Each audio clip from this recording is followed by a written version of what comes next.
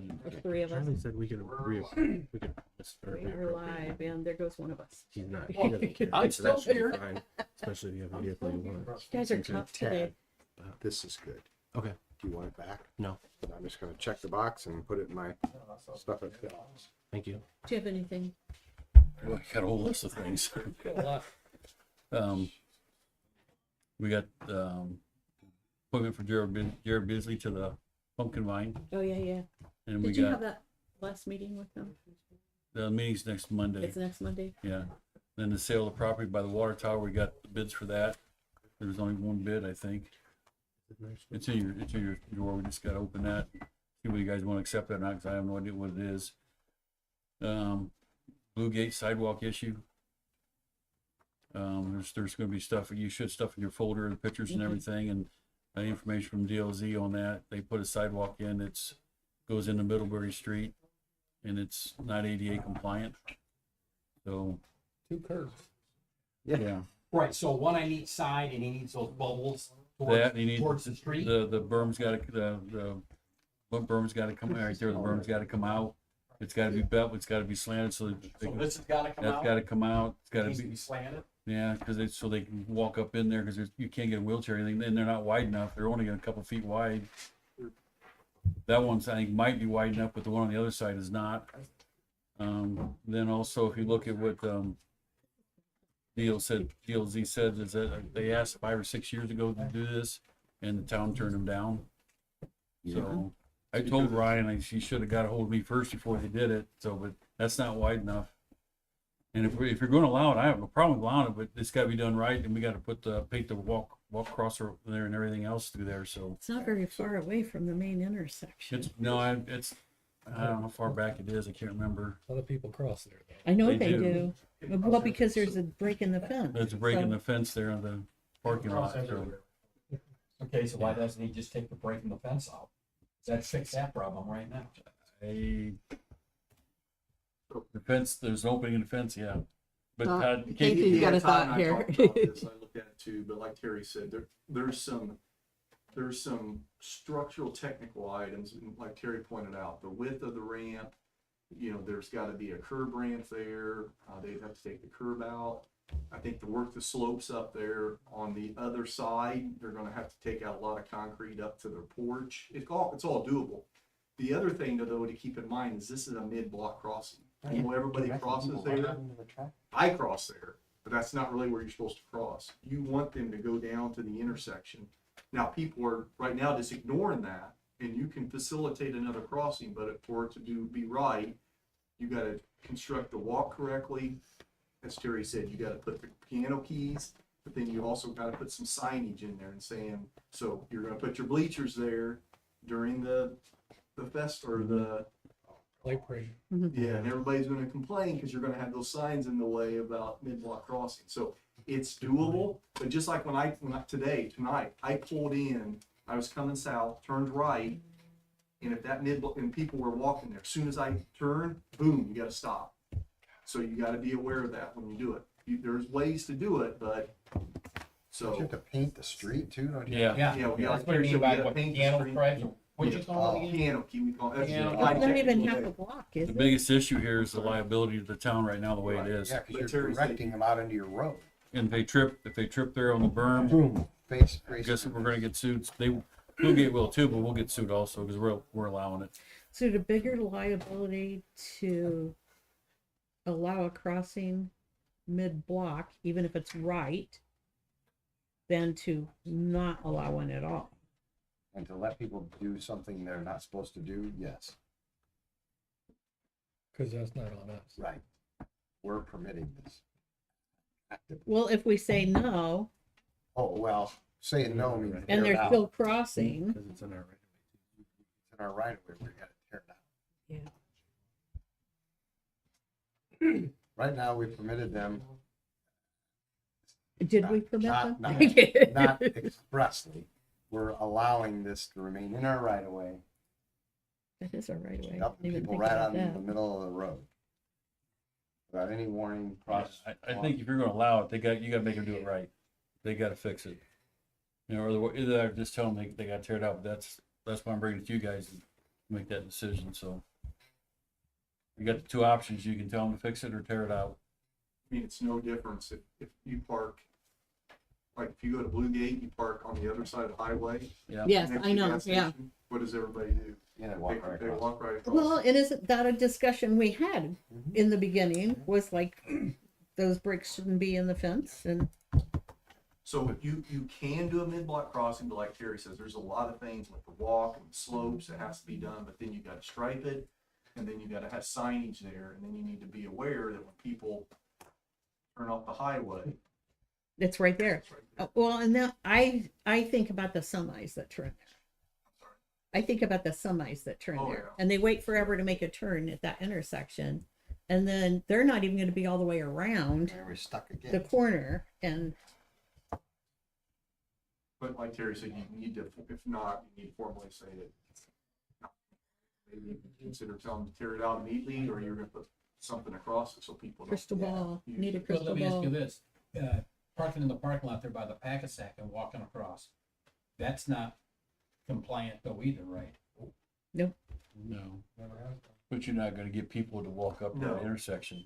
Right. That's a state Are you highway, gonna though. get That's people to not. walk that's to the big- intersection here? No, you're not. They're not. They're gonna walk. They're gonna still walk across. This is Middlebury Street. Oh, this is But But this is are almost we on the promoting hook it. for a This is lawsuit? promoting it. Right. If you're gonna Where let them this do is it, right like now. I said, they gotta fix it right. I think that's what Terry's saying, is it needs to be Done right. done right. Otherwise, we're on the hook for a lawsuit. We could be.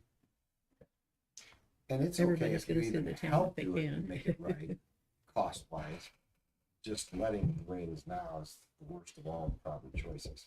Because we do have 15,000 we budget every Yeah. year for sidewalks that we haven't spent in the last couple of years. That we usually use it for something else if we need You know, it. I kind of like to be able to plan when we're gonna spend it, though, and not have it forced on us. Well, you don't have to spend all, you could work something out with them like we did the Owners Meat Market when we did their sidewalk there on the State Road 5 project. Went down and got it worked, they paid half, we paid half. Yeah. For that project, so. And he did that Here- behind the Here's the other craft one question, if too, you right? put this in, Mhm. you know, somebody parked in that parking lot, they're going to Blue Gate, are they gonna use this, or are they gonna cut right across that driveway? They're gonna cut right across that driveway. Yeah. Todd said and I don't know, Todd was saying one of the reasons they wanted this because people were tracking mud or. They're tracking, they were cutting across there through the muddy area and they just put new carpet in their facility there. And they're bringing all the mud and dirt inside the facility because they're cutting right through the grass area. And so it was a muddy lot there. This piece here. Yeah, because in the parking lot, there's a gap in the parking lot fence Yeah. where they can walk through. So they put. the Which fence- that's what we can't see, that's. Yeah, Yeah, they put the fence in to channel. there should be people another there. picture, isn't there, So Bennett? they're funneling There, them right so- out into and our that- road. And that, if that's. Hold on, Oh, I see it. There was another one I thought from the other side looking over. it's coming. Yeah, so not only are they doing it, they're actually funneling people to this location. Right.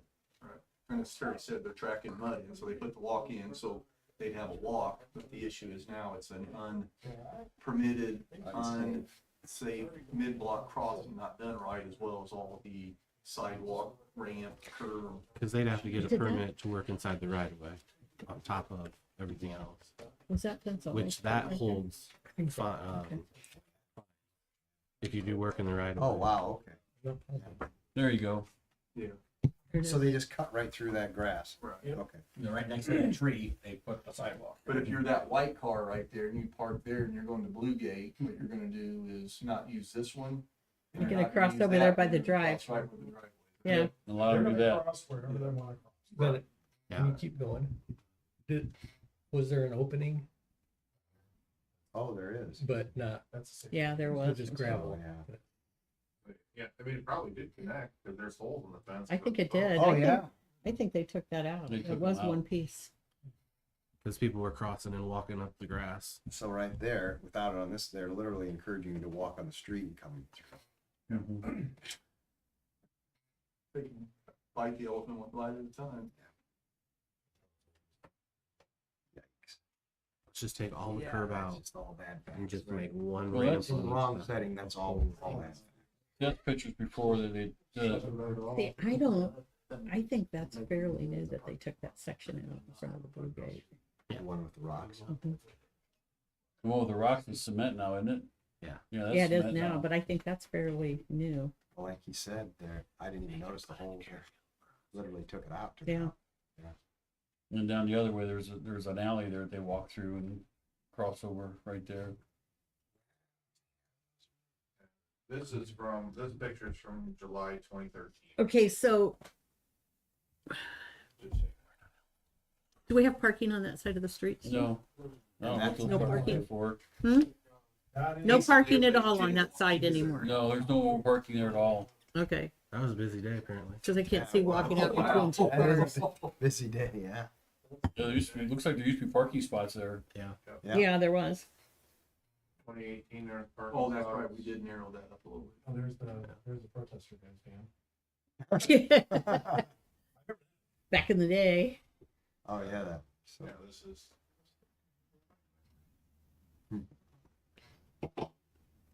Looks like And with those trees, it's hard to put a sign They there. got light. Yeah. This got light. Yeah, the street was. well, that's too bad. So you can do it mid, there's probably a way to do a correct mid-block crossing that meets compliance. Is that gonna prevent people from jaywalking there? No, No. they're still gonna, or whatever the technical name is. Which we probably all do at Yeah. our own risk. That's the difference. Right. You got it. Right now, we're allowing them channel, funnel, whatever, right out into the road. The white fence on the parking lot is probably in their right, it's probably not in our right of way. But the one to the right is probably in our right of way, and you would have, you could say, well, number one, the fence is in our right of way, and the way you have it is actually funneling people to across the road there. It is. It'd almost be better if the fence wasn't there. You wouldn't be funneling them. Then they'd cross every. Well, yeah, but I'm just saying, at least it's not promoting it. So. Or close it. And my street department, the ones that brought it to my attention, so. Because they knew it wasn't right. Yeah, when I was out, drove by it today on the little sidewalk, they put one of those like red, orange textured tiles.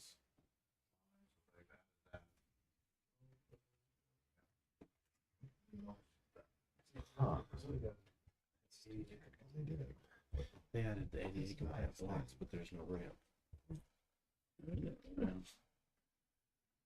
So we have that, then the housing development, then the state's increasing our money we're gonna get for sweeping State Road 5, 25% increase. There's a contract for you to look at and approve tonight. That's good. You had my Yeah. hopes up for a minute We're- when you said the state was increasing. Yeah, 25%. We're going from 3 something to 4 something. So I'm up of my, so it is good. Yeah. It's going up instead of down. I was hoping he was We have gonna a say like, short-term money. rental property that they're asking for a variance at the planning and zoning. Just want you guys' approval on that, because that meeting's coming up.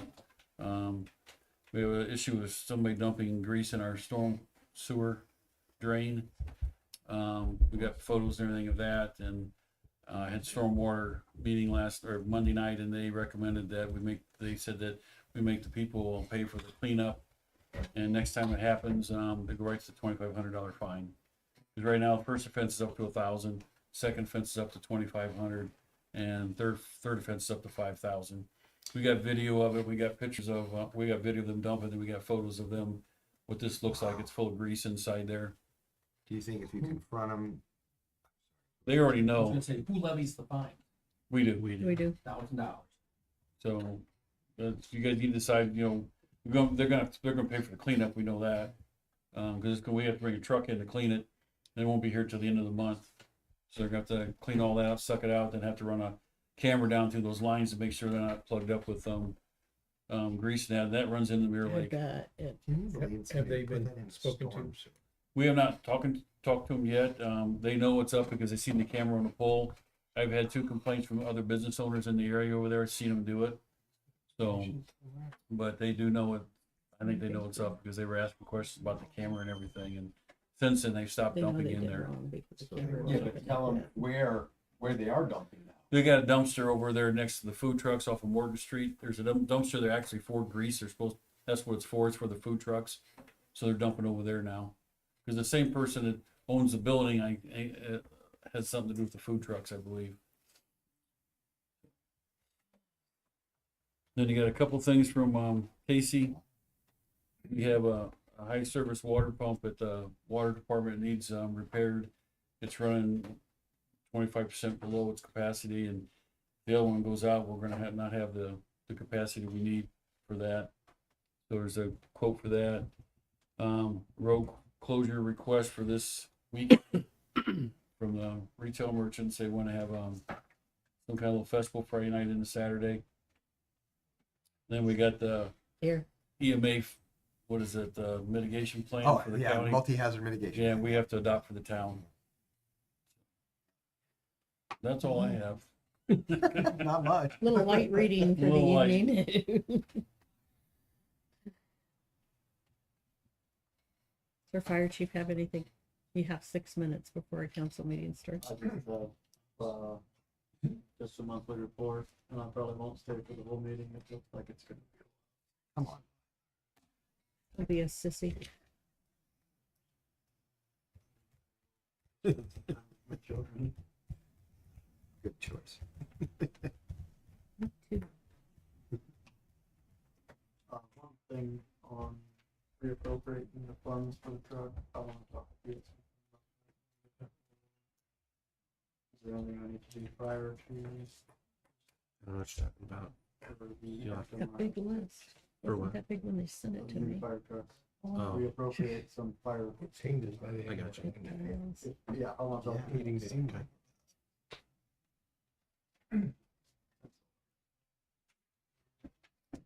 Thanks for keeping it simple tonight.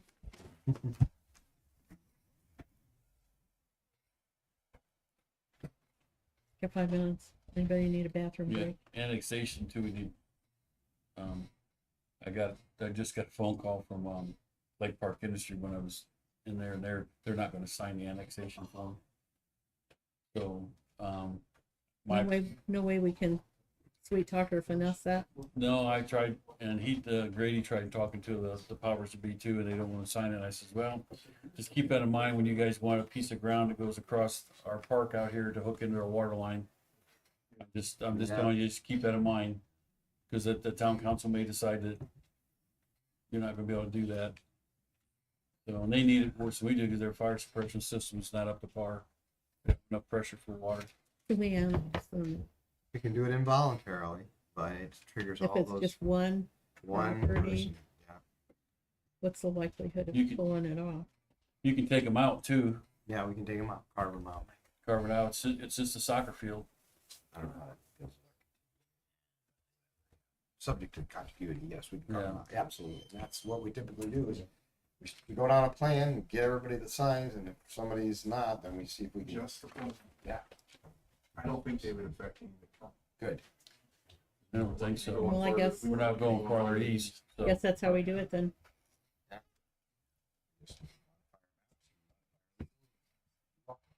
Cause I got everybody else's signature.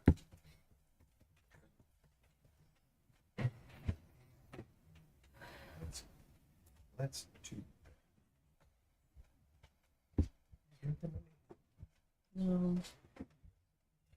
Texter.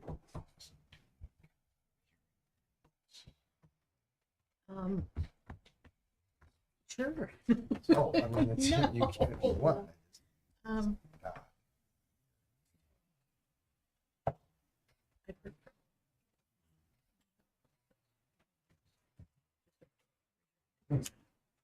Are you here for this?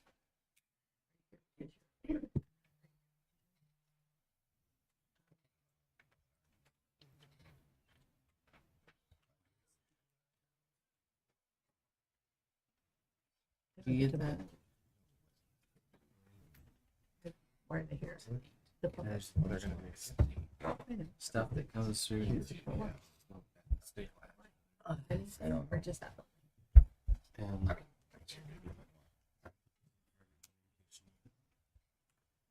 Nobody ever tells me I can do whatever I want. Wow. Yeah. Yes, you can. Absolutely. I just worry because they have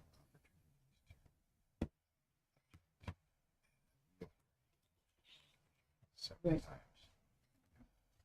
Do you have a date for that?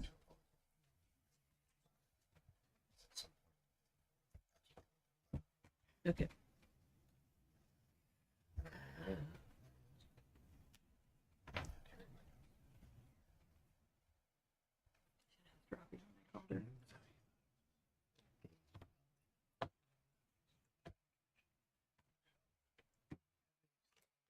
I don't think so.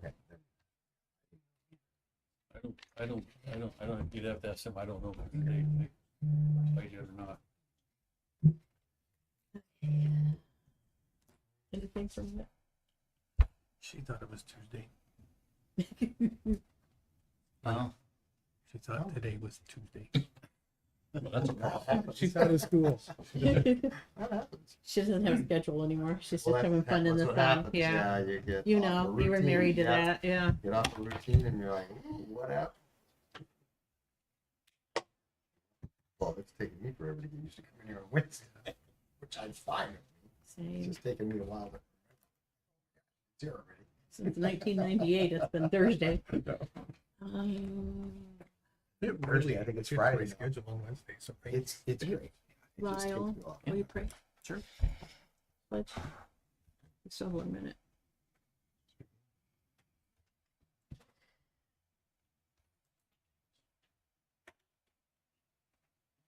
Is she coming or is she just taking the night off? she said but she can be here. Just tell her she can go online. So we virtually. can do a. Oh no, well, then I have Oh, you to. gotta do roll No, call. I don't want to roll call vote everything. That's true. There's not that much. It'll be fine. Yeah, there's a discussion she should probably be part of. Yeah, tell her to take her time.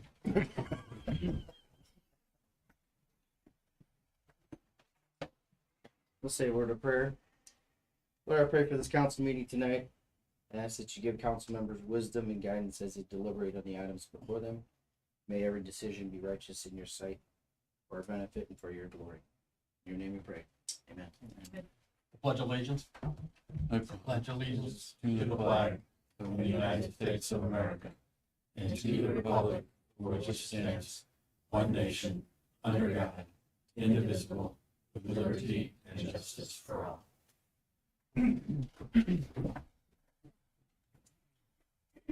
America's 250th. I should make everybody say the preamble to the Constitution. I make a motion to accept the agenda with flexibility, or are we not there? We are. Okay. Thank you. I second. I have a motion and a second. All in favor? Aye. Aye. Opposed? Nobody. All right. I'm going to skip down to the emergency services. And we'll let Fire go first this time. Because he doesn't want to stay here. I'll stay a little bit. I don't have a whole lot. I got one new guy, just put him on today, Alex Yoder. He is the son of Mike Yoder that was on the department for quite a while. He's got all his training, puts our members to 32, so looking okay there. For May, we had 78 calls, 79 last year. Year to date, we're at 281, and last year at the same time we were at 274, so we're up just a little bit. In May, we had 43 medical calls, 16 public service, which were almost all pool fills, 13 fires, 4 hazmats, and 1 where we got canceled. We're bringing our response time down a little bit, more manageable, or better number, I would say. 14 minutes and 6 seconds. Any questions? That's all I got. Thank you. That was easy. He wasn't kidding. No, he was. Nick? I thought he was going to hand it off to Brian for a minute there. I'll go with the monthlies first. So, no, medic calls are up. No idea. Agency assist her. Got a lot more traffic stops, a lot more traffic in town with the flea market.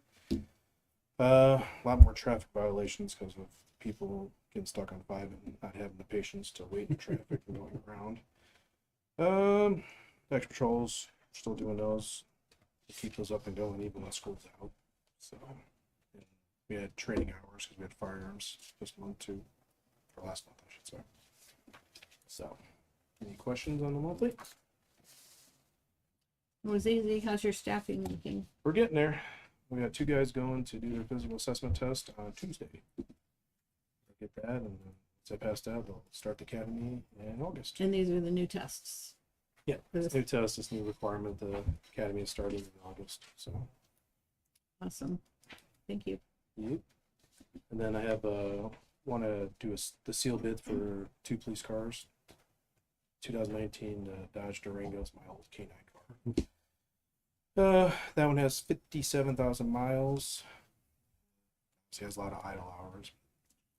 And then the other one is I put the wrong year. No, actually, it's 2020 Dodge Ram. That one's got low miles, but it has a lot of idle hours. So, just want to get permission to put those on the side of the road for a sealed bid. So moved. Second. I have a motion and a second. Any discussion on the motion?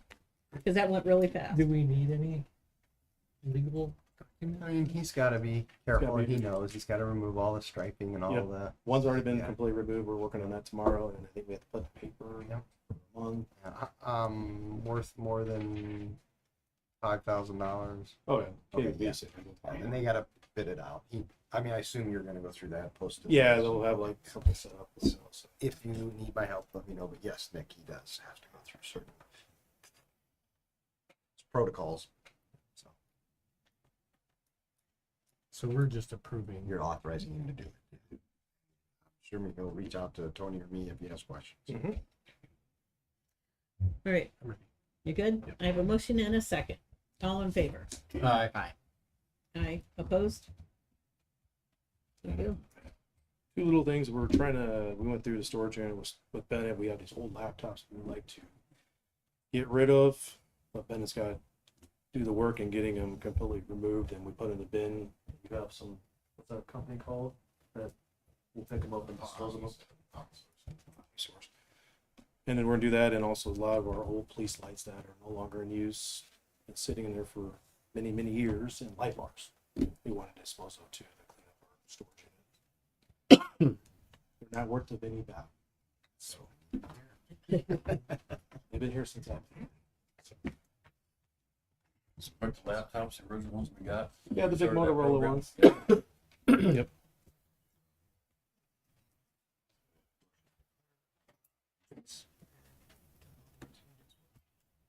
All right. Need a motion to declare that equipment useless and authorize Nick to dispose So moved. Second. of. I have a motion and a second. Any questions on the motion? All in favor? Aye. Aye. Opposed? Appreciate it. Thank you. Thanks.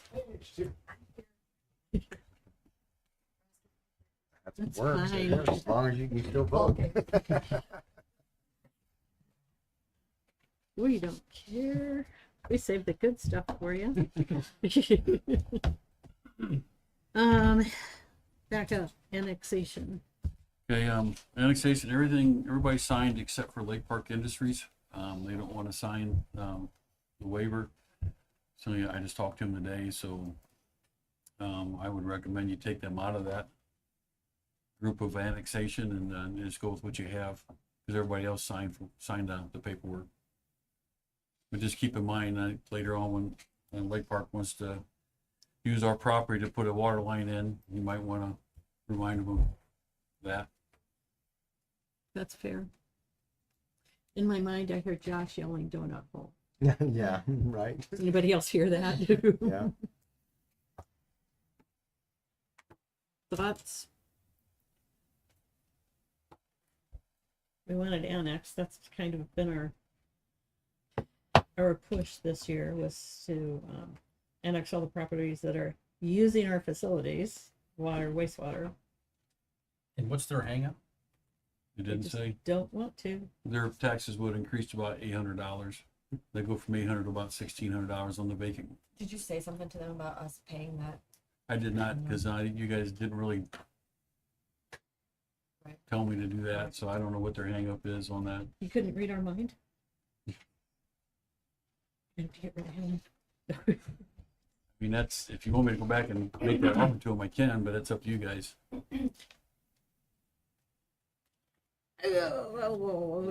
Is that a, I say that if you want to negotiate something. is that a with them, mucky mess? It can be done. So if you want to give Terry authority to negotiate some kind of accommodation, see what he can come up with, it'd all be subject to that being able to be documented properly. I feel like that would be, It opens the door to others. but we're using that property as a park. There you are. That is a realistic, And that's why I feel like it's fair To pay that, to Yeah. pay it. because we're using it. If we can get it next. Mm-hmm. If I can, I might start negotiations off with, if you want that water line, we're gonna need to have it annexed in first, and then go from there. Well, they haven't asked for it, have they?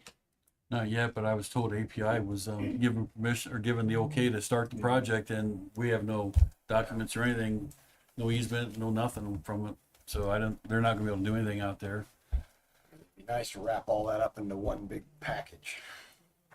If that's something. You want to set it out for a couple weeks and see if That's anything up to happens? you guys. I mean, we got 2 of the properties that have already been sold out here, I Oh, think. geez. So we're probably gonna have to do something with that too. I don't know who the new owners are yet. It's hard. The thing is, if we can bring that piece in all at once, then we're not paying twice for all of the work to get it done. I'll do what you tell me to do.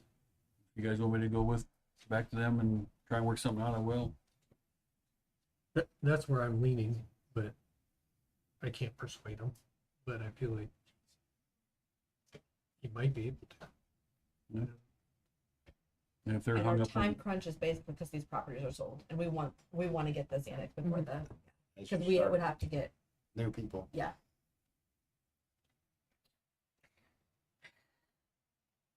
Are we able? What are our options as far as like making a motion to approve it subject, or like, do we need, can we do that? I think you can We- give Terry okay. authority to enter into negotiations with them and authorize him to proceed with that, and if you can reach agreement, we bring it back in written form and turn that into some kind of additional accommodations for this particular taxpayer. Yeah, I think we can.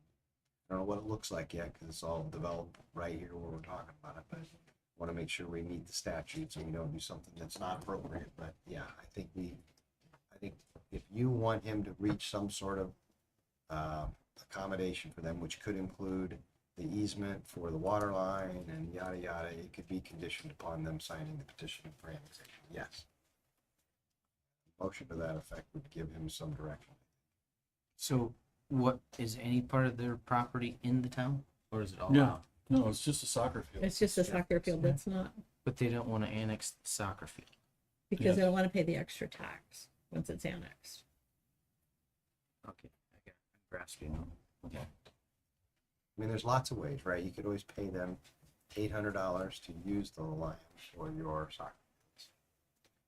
You could find a way to accommodate them on the easement that they're going to need for their water line if they truly need it. Work through that legal description and granted easement. Do the work for that. Helps them a lot, probably. I don't know what all they're trying to accomplish. It would be nice if we could just do it all and close the loop and not have to come back to it quickly, as you pointed out. That's where I'm at. All right. Stumble through that motion. It doesn't have to be. Like again. Yeah. I'd just say motion to authorize Terry to enter in negotiations with Lake Park Industries for the accommodations necessary to secure their consent to annex the property. So moved. Second. I have a motion and a second. Does everyone understand the motion? Any questions? All in favor? Aye. Aye. And opposed? Chapter. Moved and seconded because he talked so fast. I was. Tim moved. I Sorry. seconded. Yeah, sorry. Get it done. I was trying to get it out before I forgot it. I have an appreciation for that. Yeah. That was fun. Hometown heroes. We have couple some veterans on the town employees we want to get some banners for and put up here on, like we have on North Street. So I'd like to have you guys approve paying up for 3 banners. I think they're $75 a piece for the veterans. We talked about it at the last meeting and everybody was favorable, but we failed to take an action on it to actually spend the money. Roughly 225 Somebody's bucks. knocking at your door. They're $75 a piece. I make a motion to spend up to $350 on 3 banners for. A second. We have a motion and a second. Everyone understand that motion? All in favor? Aye. Aye. Opposed? Thank you. We'll get working on that then. Moving down the line, take it from the top. Next I have is Jared Beasley's appointment to the Pumpkin Vine Trail Group for to represent the town of Shipshewana. We was approached by Norm Kaufman the other day, and he recommends we appoint Jared Beasley. He runs the medical clinic over here. I've known Jared for a long time. He used to work at Parkview as a white VP or president there for a while, and really good guy. And he uses the trail a lot. And I was also told that there was $5 million set aside for the upkeep of that trail, including Shipshewana's portion. So it'd be nice to have somebody on there that could help us, because we That want can to help us get it. seal that this year and that. So we're looking at some bids, somewhere around 50,000. What's going to take to do that section. So having somebody there, a voice for us, would be great. So we just need a recommendation from you guys to appoint him to And I that. think he was former president of the Pumpkin Vine Trail Committee, wasn't he? He had something to do with his wife is on the Elkhart for the, she has something to do with the trail through the Community Foundation or Community something like that over Foundation. there. Is this a non-paid? Yes, it's just to represent us when they get together and everything. How old is that guy? Just curious. 40s, 40s? somewhere there, I think. Is there terms to this appointment, or is No. it just Norm Kaufman, he's the one that recommended it, because he said it'd be nice to have somebody there with our interest. And he uses it a lot. He's always on it. Is it do we appoint? Yeah, that's what and we'll send a letter to the board saying Yeah. he's our appointment for our town. I make a motion to appoint Jared Beasley to the Shipshewana to represent the town of Shipshewana on the Pumpkin Vine Trail Coalition Board. I have a motion and a second. All in favor? Aye. Aye. And opposed? You should have a copy of the letter. Did you guys Yep, in it's your here. file? And so yeah, so it's in there. So next we have is the sale of the property up over by the North Water Tower. We received bids. We received one bid on that property, so Pad's open up right now. Let's see what that is. Devon and Lawanda Chuck will pay $11,000 for this piece of property. And they gave us the notice with all the stuff. Perfect. What you're looking for. Are they adjacent? Yep.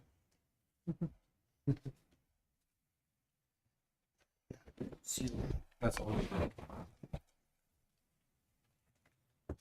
Makes a I difference, think doesn't it? that's, I think that's what you told me, 11,000, yep. Yeah, So it we added- is. We added in the costs and we chose that number as the minimum, so if So- you're okay with that, motion to approve and authorize all the documents. There'll be a purchase agreement we'll put together, it's just simple. And then we'll send everything in the title company with the bond and the Wanda. Work through Terry and coordinate a closing for you, because you'll need to sign deed, yeah. Okay. So, So we're just approving the sealed bid or the bid that was. if you're okay with it, accepting the bid and authorizing all the necessary closing documents, and Chris to sign outside of the meeting, because there'll be a closing at some point. I don't know, you'll actually have to go, but. So moved. Perfect. That works. Second. I have a motion and a second. Any questions on that motion? All in favor? Aye. Aye. Opposed? If you could get me a copy, I would appreciate it, and then I can get with, you all to coordinate a close.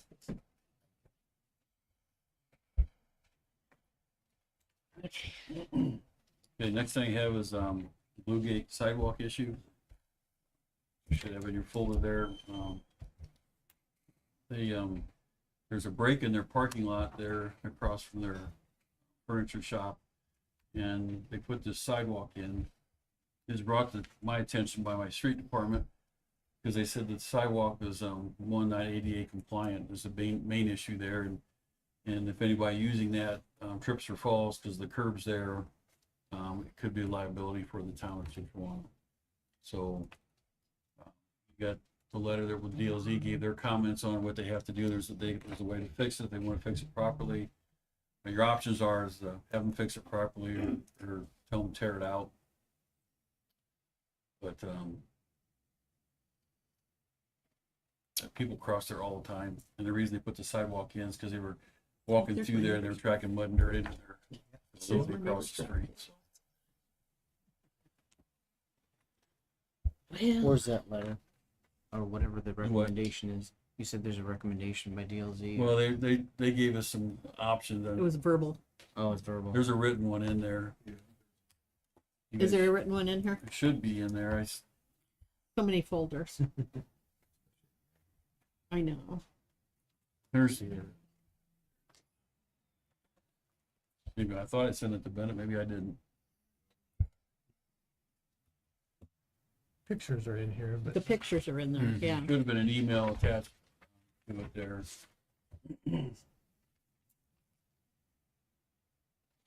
Blue Gate does not know yet. I told Ryan that he probably should have got a hold of me first before he put the sidewalk in, because it's not ADA compliant. And I think he just didn't realize that it needed to be ADA compliant since it ties into our street. He said. And I think that's all right. He really didn't say anything. He just said, "Oh, he should have got me first."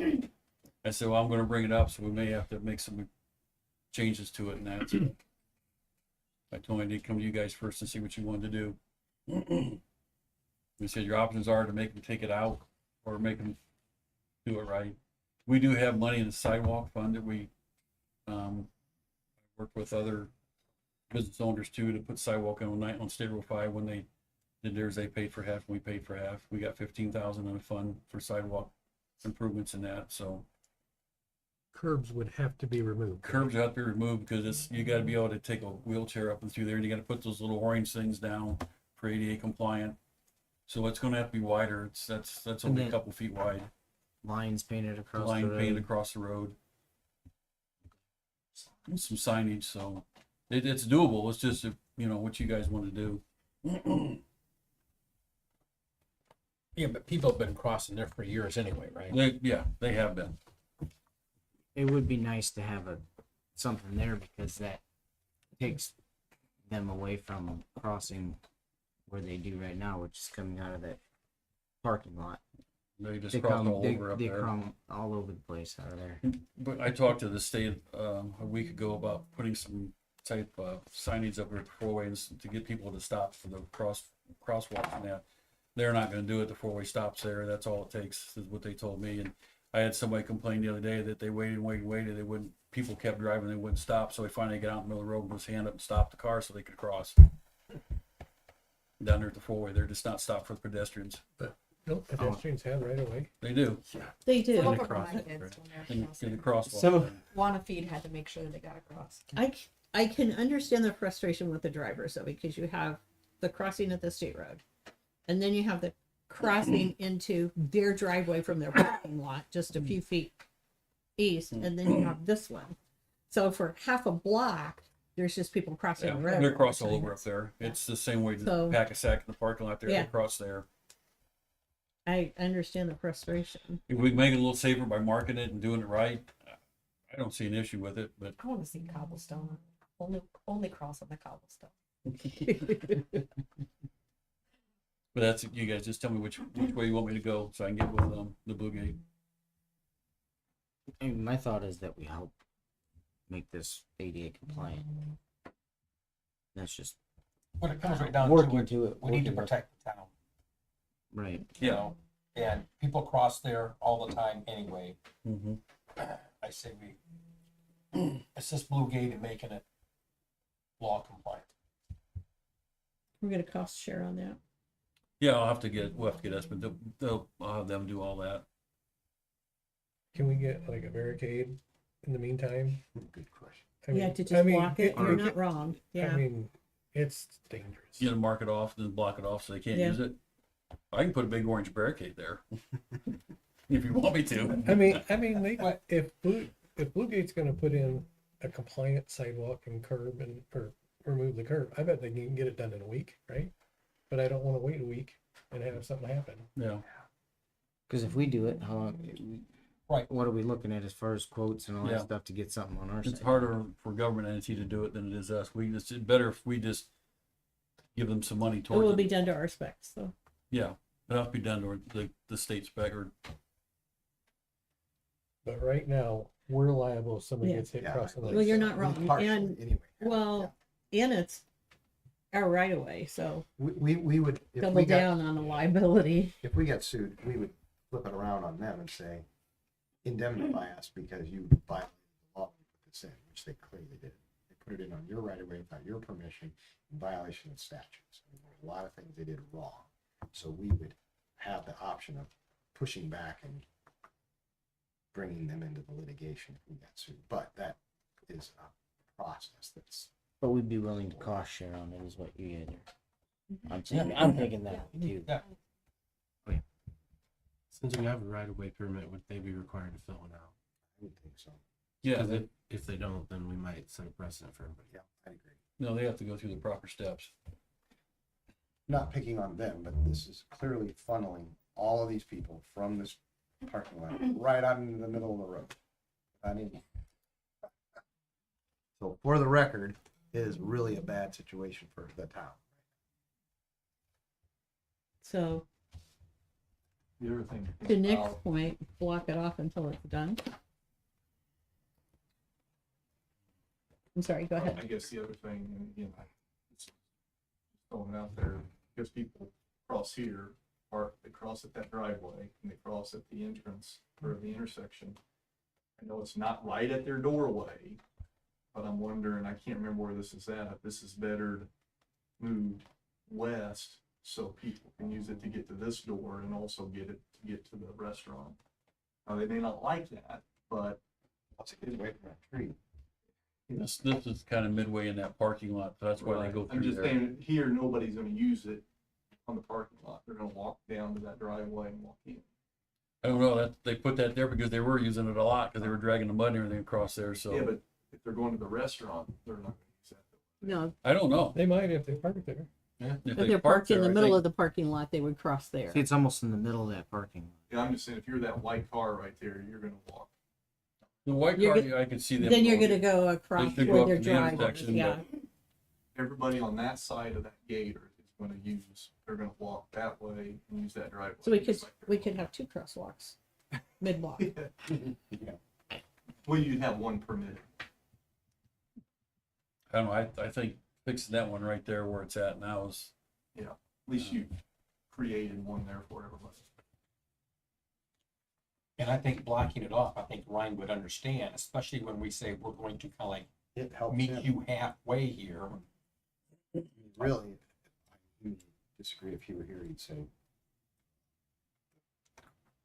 the costs are outweigh the benefits or what, I don't know, but you're really helping him by blocking it off because he may not realize what he's done. I mean, Because you don't realize how many people think when there's a sidewalk to the curb, they can just walk to the curb, walk off the curb, and people will stop and see them. So many of them that do that. and it's one thing to do it and to know they're doing it. It's another thing to permit, acquiesce, go along with whatever you want to call it.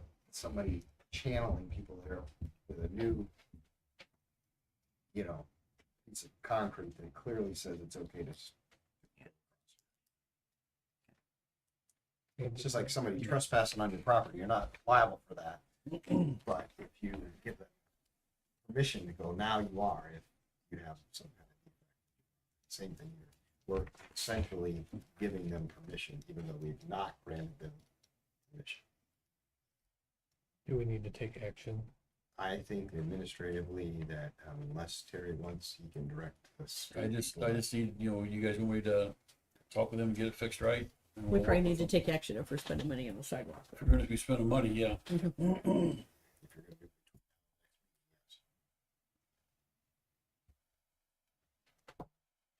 I'd want a motion for you guys to be able to work with them and Yeah. spend money to fix it right. How do we do that if we don't know how much money we're spending? Do we want to go halves? Do we want to just Yeah, 'cause enter I into don't know what's gonna negotiations cost. that like You can go up to your spend limit and then ask for more later, or no? Well, it's 15,000 is what we have right now for the sidewalk fund is what's in there. We don't think we used it this year and that It's way. $15,000 for that sidewalk in. Done publicly. Rip the curb out. We're gonna have to rip the curb out probably 10, 20 feet on both sides. Patch the asphalt, do the ramps, that end of his, that one on the other side of the road, in order to ramp that, I think there's a good chance that concrete up to his his porch is gonna have to be redone. And you're gonna have striping, and you're gonna have signs. If you publicly bid, you should probably use every bit of that. Hey, okay, now you're talking about the ramp going up on the other side, then what happens to the sidewalk coming in? I don't, Oh, I mean, it's all doable, That like sounds Terry like a said, mess. it's just that all of that concrete will Yeah. probably have to get reworked, probably all the way up to those posts. Do we know the width that has to be on the other side where the tree is? Like, I is there a remember width in that 4, we prefer sidewalk? 5. 5 feet? Yeah. 4 is the minimum. But yeah, if you see that ramp there, that ramp is gonna have to be flat with the curb. And then in order for that to be flat with the curb, the sidewalk's gotta come down. And then you gotta ramp back longitudinally along the road, and you're gonna have to redo that concrete up to this porch. What if you moved what if you moved to the next intersection?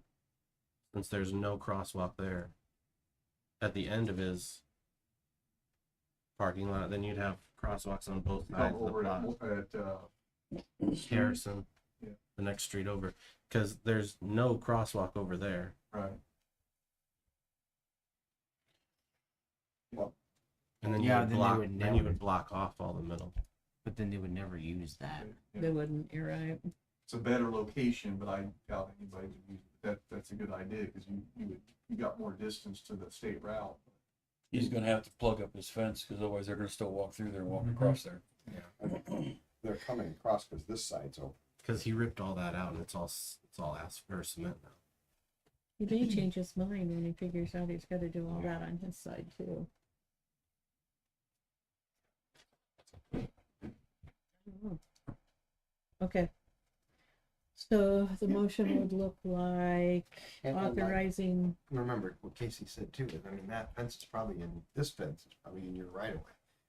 Probably also without proper. The fence itself. Can't remember if it's right away by use there, or but yeah, it's a good chance it's in right away. So there could be a chance, unless he's given some input on what the requirements are, he could probably wanna make sure he knows. You don't want him to do it again and be wrong.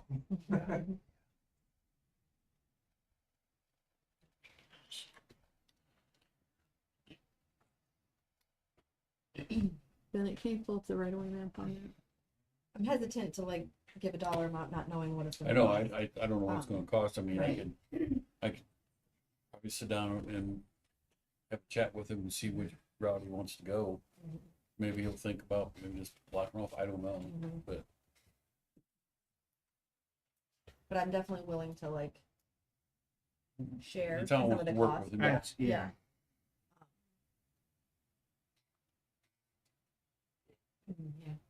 I mean, I guess.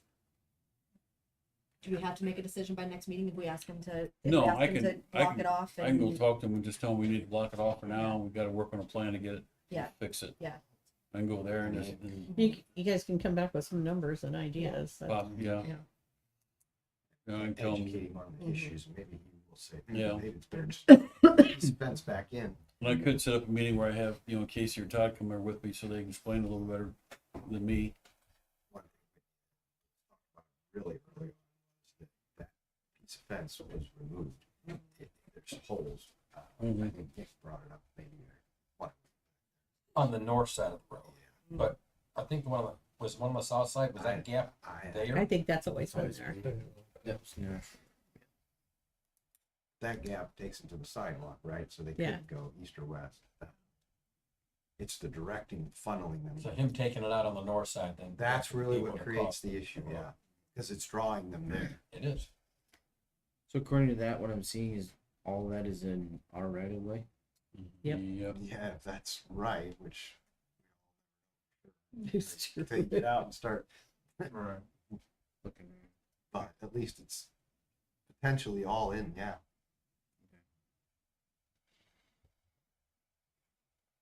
And that'd be my thought too. Get an idea of what we're at.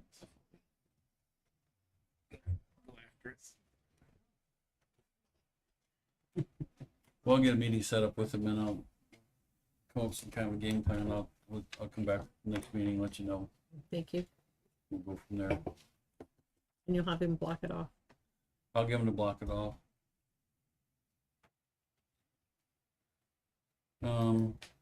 Next thing on my list is, housing development out here off North Village Drive.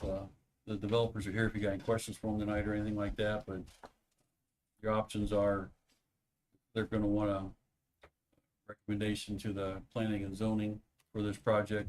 Either give them a positive recommendation, a negative one, or a neutral one is the three that you can give to the planning and zoning.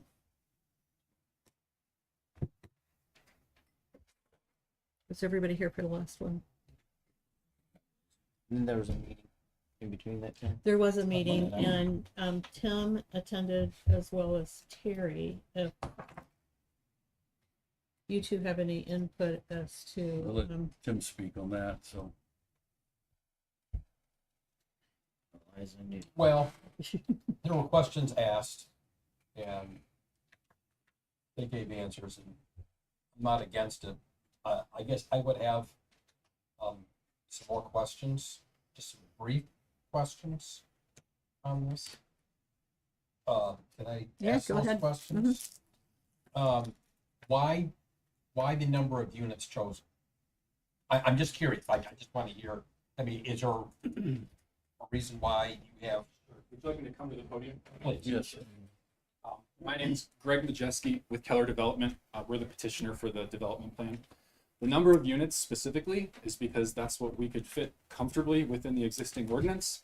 And we also need a certain number that allows the development to be financially self-sufficient.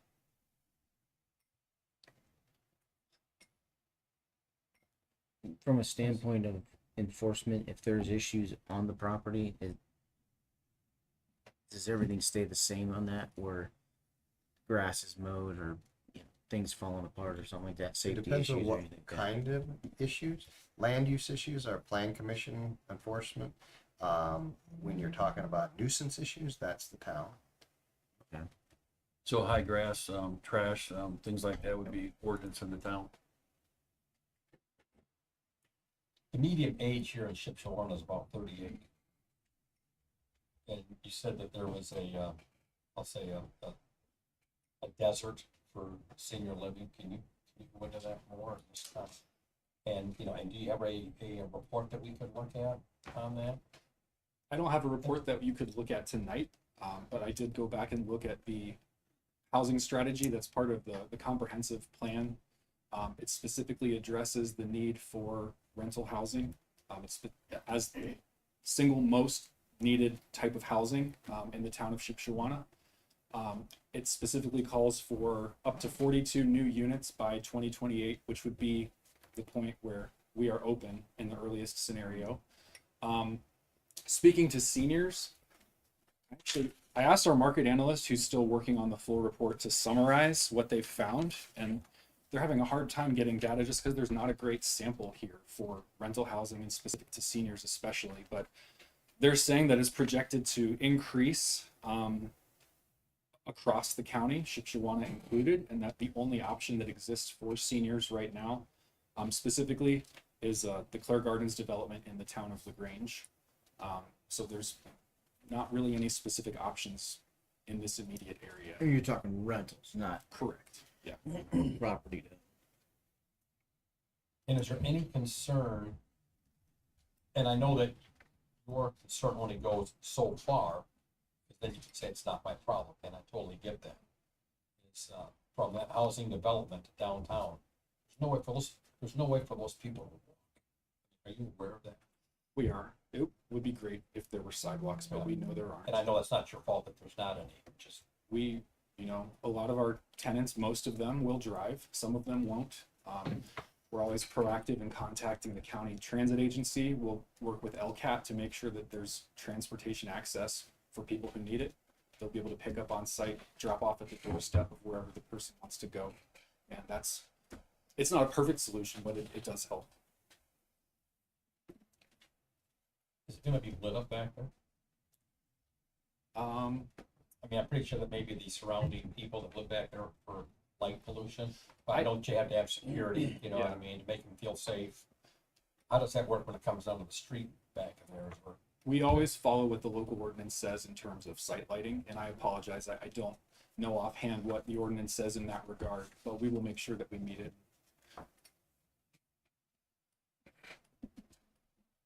Is there gonna be streetlights back there now in your plan? Is there streetlights implemented in that or not? 'Cause I didn't know if I see anything on here or not. I don't think any are drawn, but this is only the preliminary plan.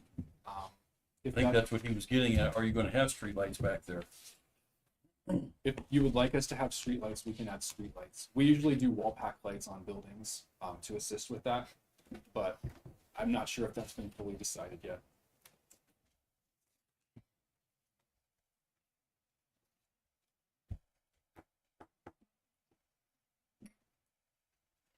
What you hear for resident concerns, Tim? Resident concerns are, you know, when it comes down to the traffic, basically from State Road 5 to that first stop sign and then making the left-hand turn there. And again, it goes back to the sidewalks. And my wife walks every day, every single day, 7 days a week, she's walking down that road, you know, and she has no other choice but to walk on the road, you know, and she's not the only one. All right. And now I realize it's not their problem that there's no sidewalks, that there just isn't any. But it is a concern with the people that live on the street with the increased traffic of 40 units. Am I correct on that? We have 40 units, and we surveyed all of the other senior properties that we have that we manage. We average about 0.7 vehicles per unit. So there are more people with no cars than there are with 2 cars. So we would expect about 30 or so vehicles for the 40 units here. There also was a concern, reference, you know, people don't want to be looking in the back of the houses. I mean, are you guys gonna make sure that there's some type of trees or whatever planted to try to mitigate? Yes. Between the properties that are there and looking into the development. We're going to screen with landscaping to meet the ordinance, yes. Like I said, I realize the sidewalk issue, there just isn't any, but. like I said, there's a lot of young people that live, especially on that street right there, 725 there. They have kids. Matter of fact, they're right there across from it. There's a house right there. They have 2 kids. Next door, the White House.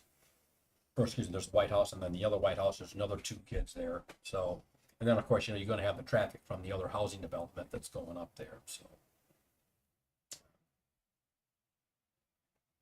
that's the concern. I don't know if anybody else had heard anything. I had heard some, but it was, they didn't have an exact reason as to why they were opposed. And I think part of it may have been what you just mentioned with the amount of traffic that would increase. I had a resident come in and asked if I'd pose a question because they couldn't be here and nobody else was in town hall at the time. But their question was when they saw the first discussion at the first meeting, they were concerned that it was going to be like subsidized housing, where it was going to be with the rates and how it was presented, and they just wanted me to ask. They live around the corner, I guess, down a little further, but they were only concerned with some of the subsidized housing in the county and in the town is not very nice, and they were concerned that it was going to bring similar housing back there where their property, and they weren't going to be able to be here tonight, and they wanted me to specifically ask. Yeah, thank you for asking. We're always happy to clarify that. This is not subsidized housing. The program that we use to build this funds construction of the buildings only. Because of that, we don't have to take out a very large mortgage proportionally to assist with the rest of the gap. So we can charge rents that are affordable. It's affordable housing in what it's called, and that's exactly what it provides. Rents are set so that they are attainable to people of modest incomes, but the residents have to have the means to pay. There's no voucher, there's no rental assistance provided to them. It's on them to be able to pay the rent. I have a question. I thought this was a grant. That's the reason it was taking so long for the purchase agreement to be closed, that you were applying for some sort of federal grant or getting some sort of tax credit or some sort of subsidy. So it sounds like to me that you're saying you're not doing that now? The program is the Rental Housing Tax Credit Program. It's administered by the state of Indiana on an annual basis. We will apply in July. We'll know in November if we're awarded. If we are awarded credits, we sell them to investors who receive that tax credit, and the money we get from that funds construction. So it is subsidized. I heard you say it wasn't. It's subsidized. It's part of the U.S. tax code, and I understand it brings private but money it to brings build the private housing. developers to the point where they can get their profit margin through selling the subsidies. So, I mean, you wouldn't do it without it, is what I'm saying. Right? It helps us fund construction, Yeah. right? Did you mean subsidized on the rental portion? Yeah. Okay. I was Yeah. trying to understand Yeah. the 2 questions, and Yeah. I was confused. I think so he's didn't- going a different way Okay, with it. yeah. Yeah. All right. And I think that after talking to Terry and that resident, I think, because Terry kind of hinted towards what you were saying, but I told him I would ask anyway. But I think that's why he was getting confused, because he works in real estate some too. Yeah. And I was too. That's what I was hearing but you he ask was- the question and him say it, and it didn't make sense to me because I thought that this project wasn't viable if it wasn't for these tax credit subsidies. What if you don't get that money from the state? What happens? We wouldn't be able to move forward. We would hopefully be able to try again, but that's not a guarantee. It's a competitive program. And what we are proposing, we are only proposing under the assumption that we would get an award to build. And do you know what your odds are on that? I mean, do you get it half the time? I'm just curious. So Keller is really strategic in the projects that we select. We're very intentional. We don't just go for the money. We're very intentional about the communities where we choose to develop. We know that we develop where there's a need and also where we are competitive to receive the funds. So we have, as an example, there's usually about 50 or so applications to the state on an annual basis. If 16 to 18 of those get funded, that's pretty usual. We have more than 90% track record in success in working with this program. So we believe we will be successful here. Is that what you did in the range? Yes. Similar okay. It's better odds than we had on the wastewater treatment Yeah. plant money. Okay. What about you two? Silent I'm people over curious, here. Like, I mean, I know we're not comparing apples to apples here, but like, you live back in Berkshire a lot. I know you have sidewalks, but those are fairly new. Do you see a ton of extra traffic with the Country crossing. yeah, with country crossing? I'm gonna say what we see is through traffic more so than people living back there. And I think this would probably be the same thing. I don't see people taking it, use it to avoid. I don't know. I don't know what they would do. Yeah, I mean, you don't have sidewalks all the way out one way south. That's I have a whole list here. Then go ahead. No, go ahead. I want to hear from you. I don't really. Maybe you'll take some of it and I won't have to. I'm looking for. I just want to make the right choice or right decision on doing this. I know 100%. from what it sounds like, it would be filled, and we would provide a need or help facilitate a need for many people. Sounds like this organization has been successful many times over. So whether it's right for us, I don't know yet. I'm going to give you some pros and cons. And I'm going to ask Casey to weigh in on one thing. I'm looking at density. I'm not really good at comparing size to size on the housing developments, but this proposed project compared to Country Crossings, is it about the same density? Country Crossings, one down Berkshire. Oh, The little yeah. The one advantage I think they have the is 55 and older. Your most of your units, they got pods with buildings attached to them, I believe.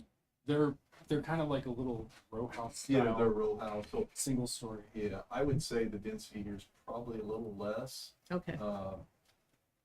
And again, I'm just shooting from hips. I think those are those are really tight there. I Yeah. think mainly because there's more open area in their plan versus the Country Crossing. Really, It is. really tight. It is tight. Yeah, Yeah. it is. And again, this is zoned multifamily currently, right? Yeah, it's permitted. So unless somebody downsizes it to single family, this is constantly put multifamily in this area. Because that's what's currently zoned now, is multifamily, which could be apartments, it could be two-story apartments, it could be, but I would say it's a little bit less. But again, I haven't. Okay. All right. I was just trying to. And it's probably, again, because of that open space they have. They got that loop drive, they have, or not pickleball courts, pavilion, all that stuff makes the density, I would assume. I mean, it makes a difference in the end. So I have had multiple calls and texts from people that live what's going to be next door to this, and for the most part, nobody wants it in their backyard. It comes down to that, and I'm not sure how many houses would fit back there if it wasn't this, but I assume that the developer's probably going to develop it one way or another. That was the whole purpose in the development to begin with, was to develop that whole area. I also have an understanding on how it feels to buy a piece of property and expect it's going to look the same 10 years later and be shocked when it doesn't. But some of the cons I've heard beyond that are the distance to town for those that don't drive, and that concern, and the lack of sidewalks, obviously, and wondering about the density and the landscaping, which we've both against. So I too want to make the best decision for everybody, for the whole town, and it's difficult. The pros, I called Robbie at the county and said, because one of the other things that I heard was this is going to devalue our property. And Robbie said, I just don't see how that could happen. And then I called a realtor and said, what's your opinion on this?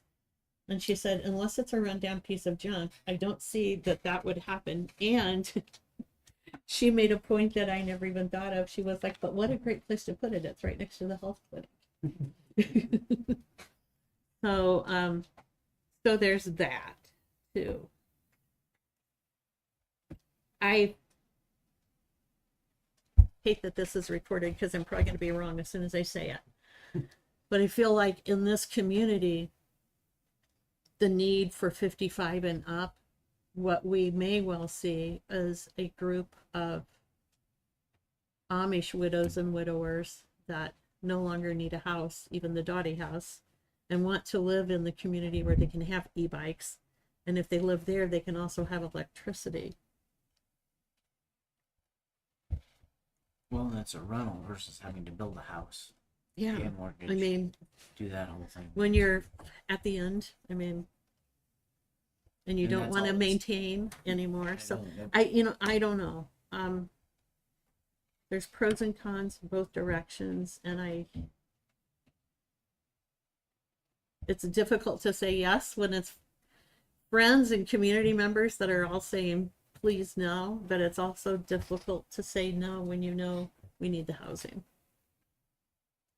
And I guess my only other argument to this whole thing is you've got that whole new development going in at Homestead Path, which is, just on the other side of and those all are going to be developed anyway. And yeah.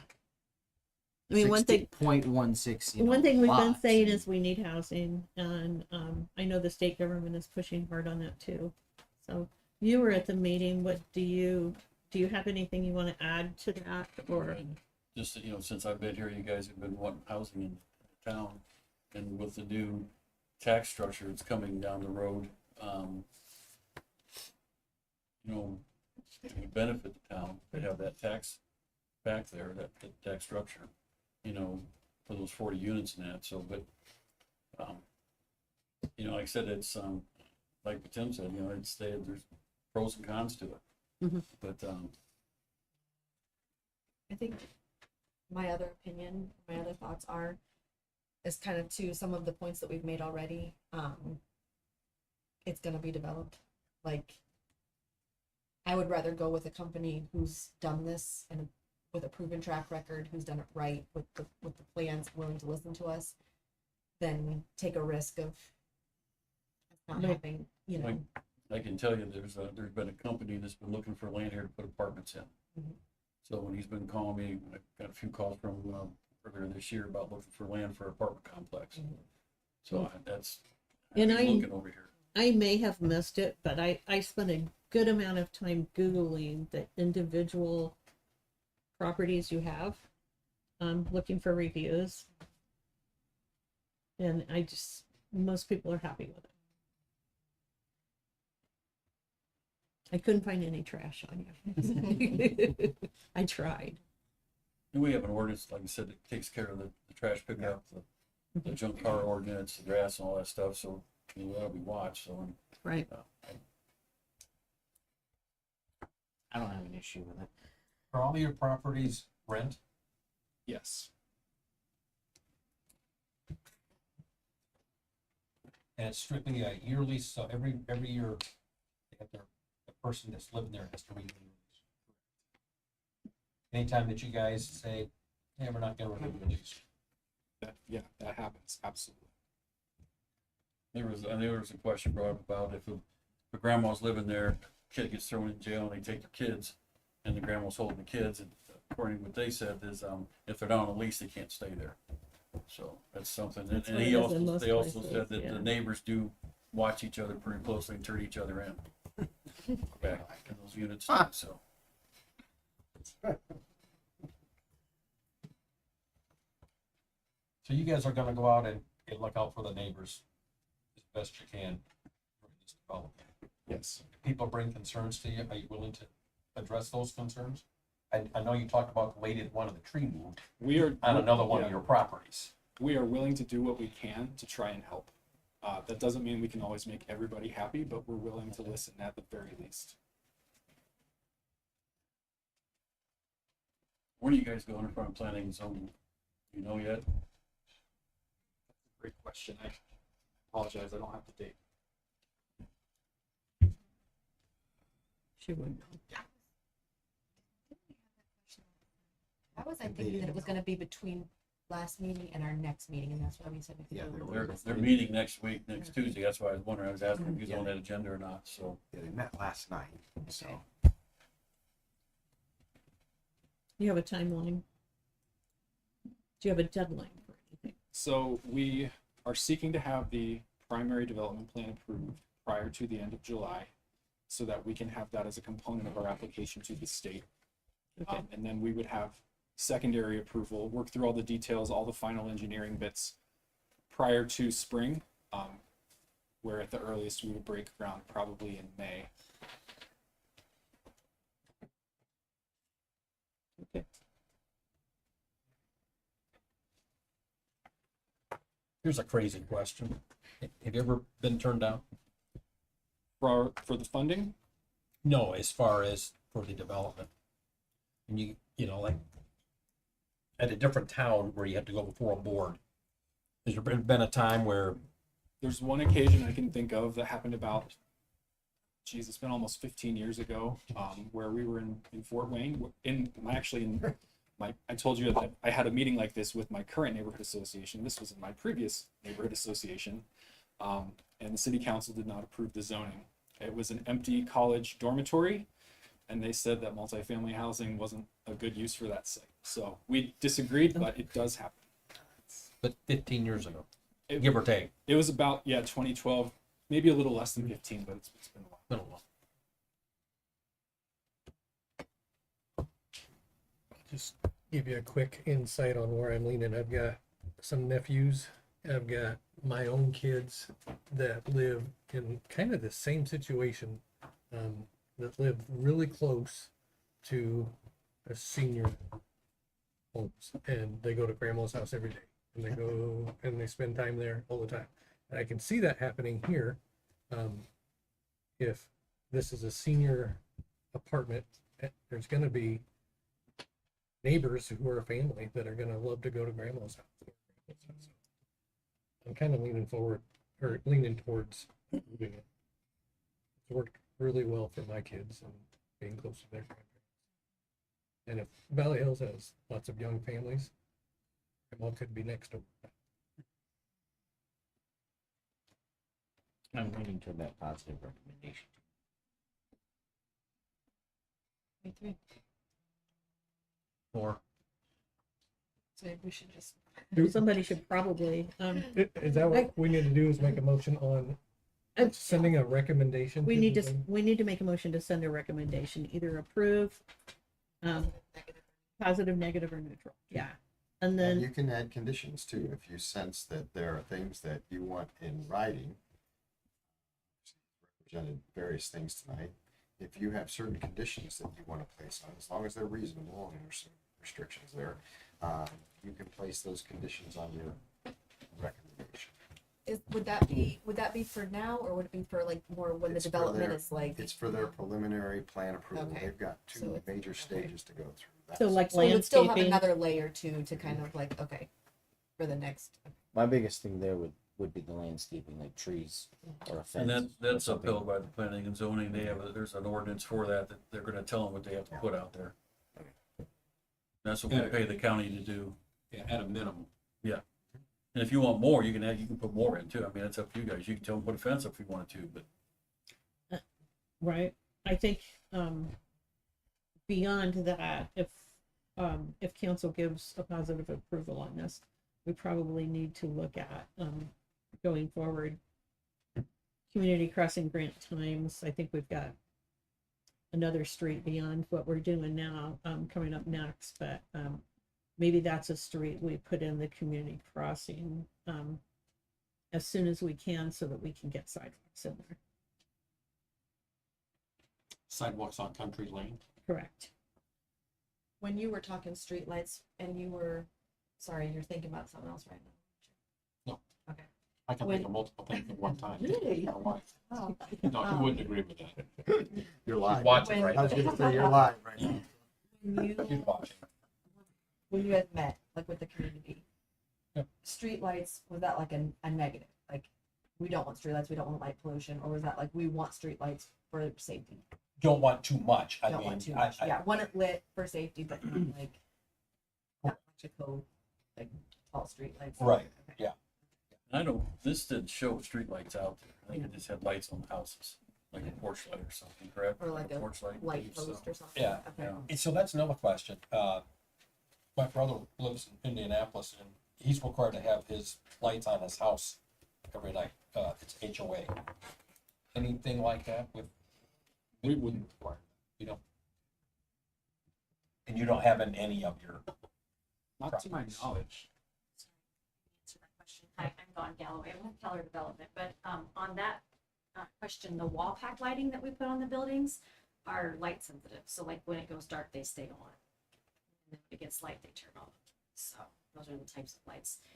The individual units will also have porch lights, but the tenant can decide if it's on or off. Okay. So we'll need to make sure we have enough wall packs to light it for safety. Yeah.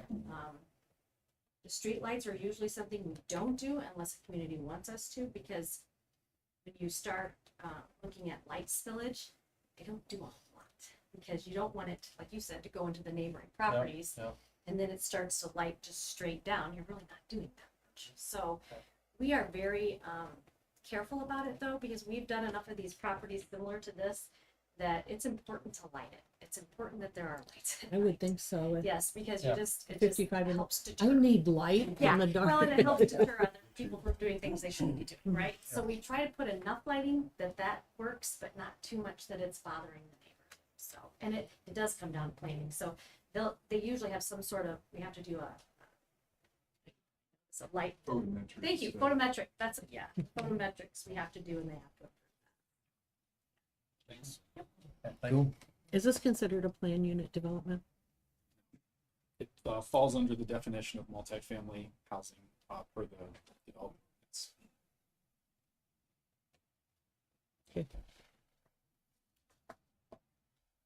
You're gonna send to the planning zone the recommendations you want to see that they have adequate screenage. But maybe be above beyond what they're required, maybe one little more. If you can add that on there. And I'll probably end up going to the meeting when they have it anyway, so if you got something to say to them, I can. For example, on their plan, which you'll probably, I'm you not probably going have this to, anyway, yeah. they have parking that's facing south along the property, right into a house. Mhm. So that, they'll probably have screening from the county, what you'll have to do there. Yes. But if you're that property owner, that may be, that's an example of what Terry's saying, is that you need to meet the minimum requirements for county screening, but at a minimum.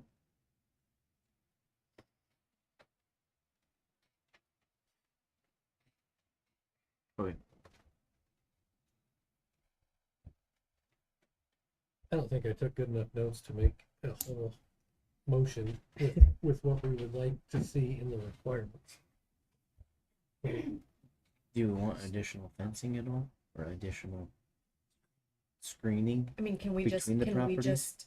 subject to, I mean, like, our approval of screenage? Like, or do we have to say this is what we want it to look like? Like, 40 feet of this, 20 feet of that, 10 feet of that. Well, they've already No. got that. They already have that. I mean, that's But I'm already saying done. additional. That's what I was after. Like, I think the screen they were using was gonna, when it matures, it's gonna pretty much cover everything back there.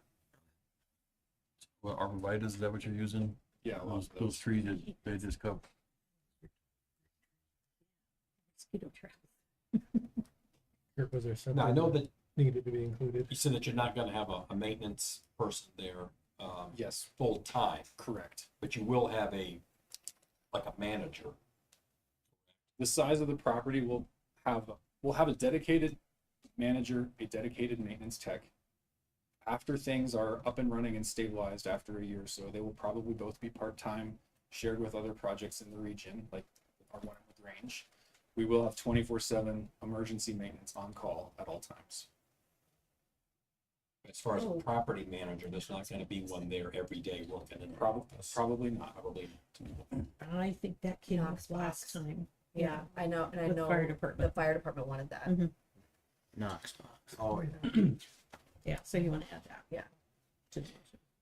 And the way to get around that too is if there's one Knox box at the community You're doing building, great. you could put keys in it for all the all, yeah. properties and they wouldn't have to Okay, buy one that's what for you do. every Okay. property. You know what you could do is, if you want to give a recommendation, you're not sure exactly what reasonable conditions you want to place on, you can make it subject to your staff providing that information to you, so that when the letter is written, they can incorporate Casey's comments, your comments, whatever Terry's concerned about, recognizing that those are not binding on the planning commission.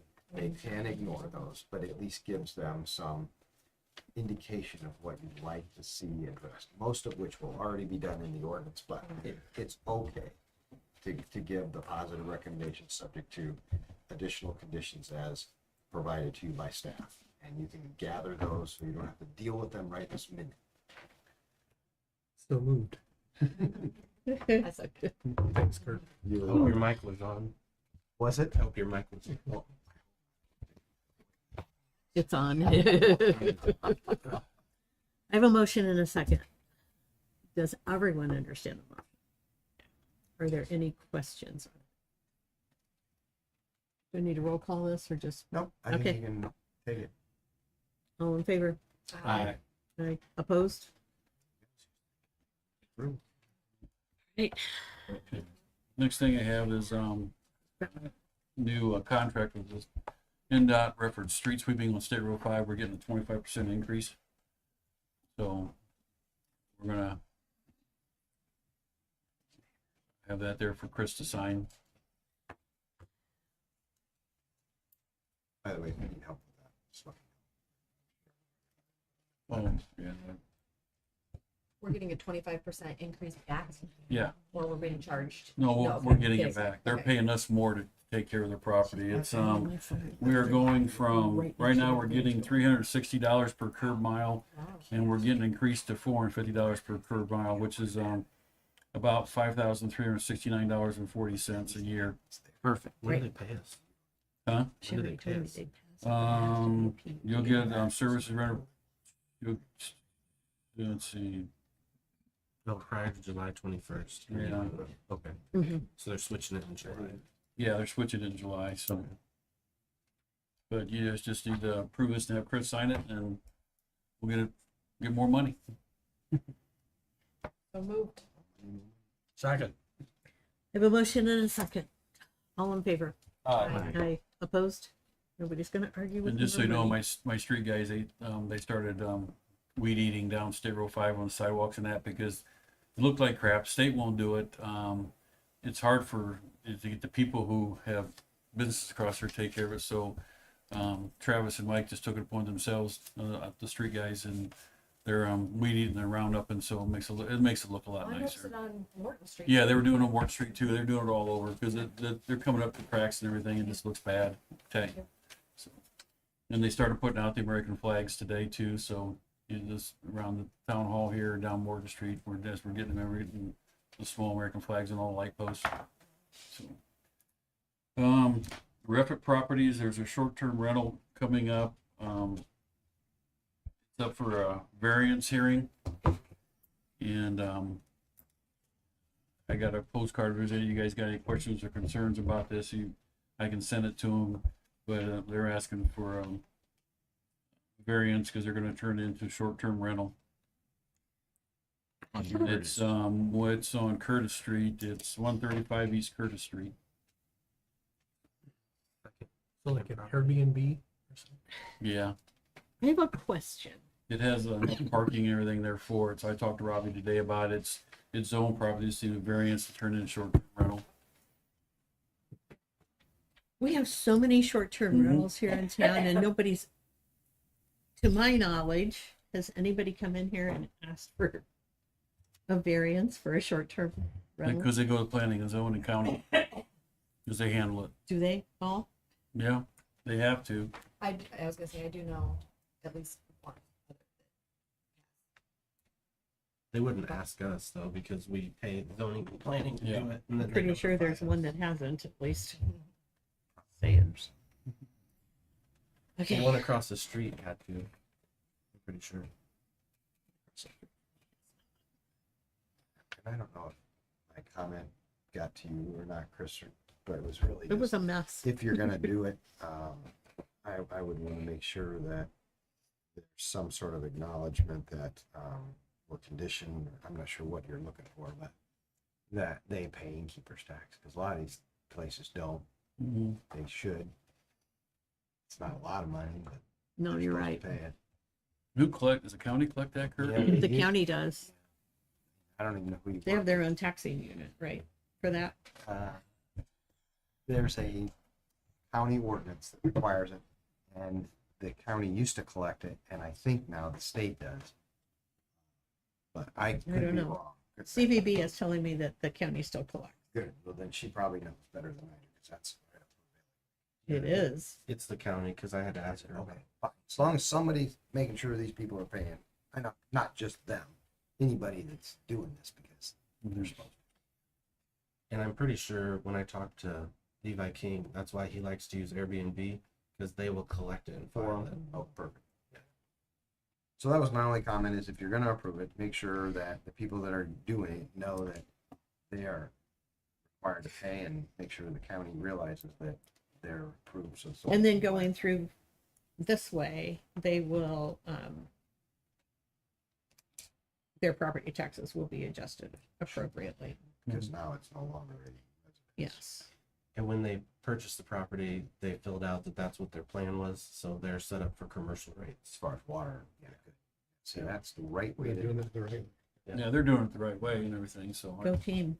Yeah, this is an example of how it should be done. I just want to bring it to you guys in case you had any questions or concerns, because that's what they sent this for me too, and I can just send it back so we have no issue with Yeah. it, so.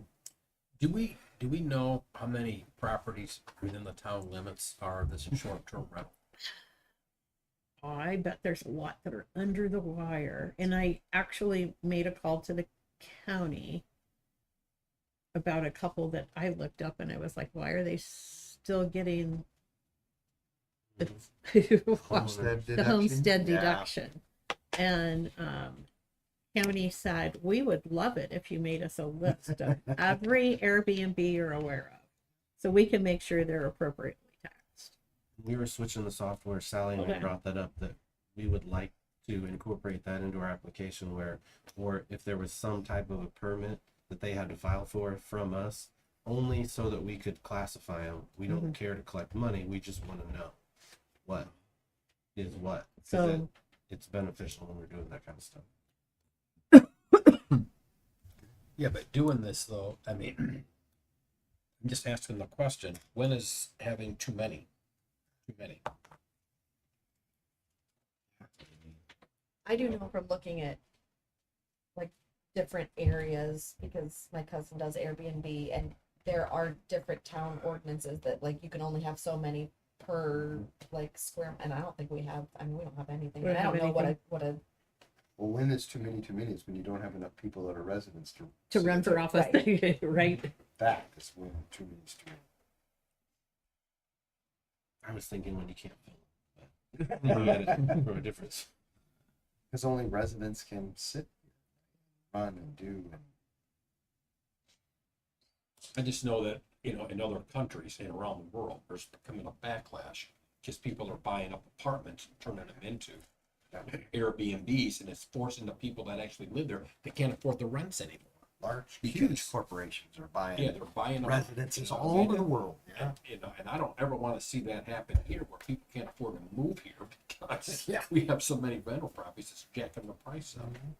Maybe that's something we should look You know, into to see how many rental properties we actually have. You here know in something? town. I think the town of Shipshewana needs to know that. We need to know exactly how many rental properties we got. Are we talking rental or are we talking Airbnbs? Short-term Well, rental. Like Short-term because rentals, yeah. Right, so what is the proper definition? Short-term rental. Short-term rentals, yeah. Airbnb. Not somebody's renting a house because they're living in a house and renting it, you know. Right. so what is that considered? I think less than 14 days, if I'm not mistaken, what the innkeeper. Yeah, it is. I think it's it is less than 14 days. Something. Yeah, it's one of those. Okay. And so what would be like is it a midterm rental? Like what's like a long-term rental? I mean, is there a midterm rental? I think it's 30 days. When I was at the last planning and zoning meeting, they Is told it the less than person 30? if you're having it more than 30 days, you know you don't need this variance. And they said yes, but because they have an Airbnb that they rented for 30 plus days, so they told him they didn't need a variance. And he said he knows, but sometimes they're going to fall under that 30 days, so they wanted to get the variance anyway. But that's planning and zoning said 30 days. I don't know if that's. It's been way too long since I've looked at that innkeeper's tax statute, but I thought the innkeeper's tax statute applied to anybody that was renting for 14 days or less consecutive, which is what I think about short term. And they were specifically talking about the variance though. And that would be a land use question. So different issues, right? But I think the innkeeper's tax applies. You got to pay it if you're renting 14 days or less, which would make sense, right? You're not an innkeeper if somebody's staying a month. So we probably need a spreadsheet to just start compiling what we know, what we find. Is that our responsibility? The reason why I ask is because we're also trying to make sure that everybody's paying their food and beverage tax, and We need to do that that's our too. responsibility. That is our responsibility. I mean, on the Airbnb innkeeper's tax, no, but from the property tax side, yes, that's our responsibility. Yeah, if somebody's getting a homestead and it's a business, Yeah. they're getting. Yeah. So, but we have guys out there for streets and water and wastewater and Summer help. police and summer help, and I feel like they probably all have a pretty decent awareness of what's a short-term rental.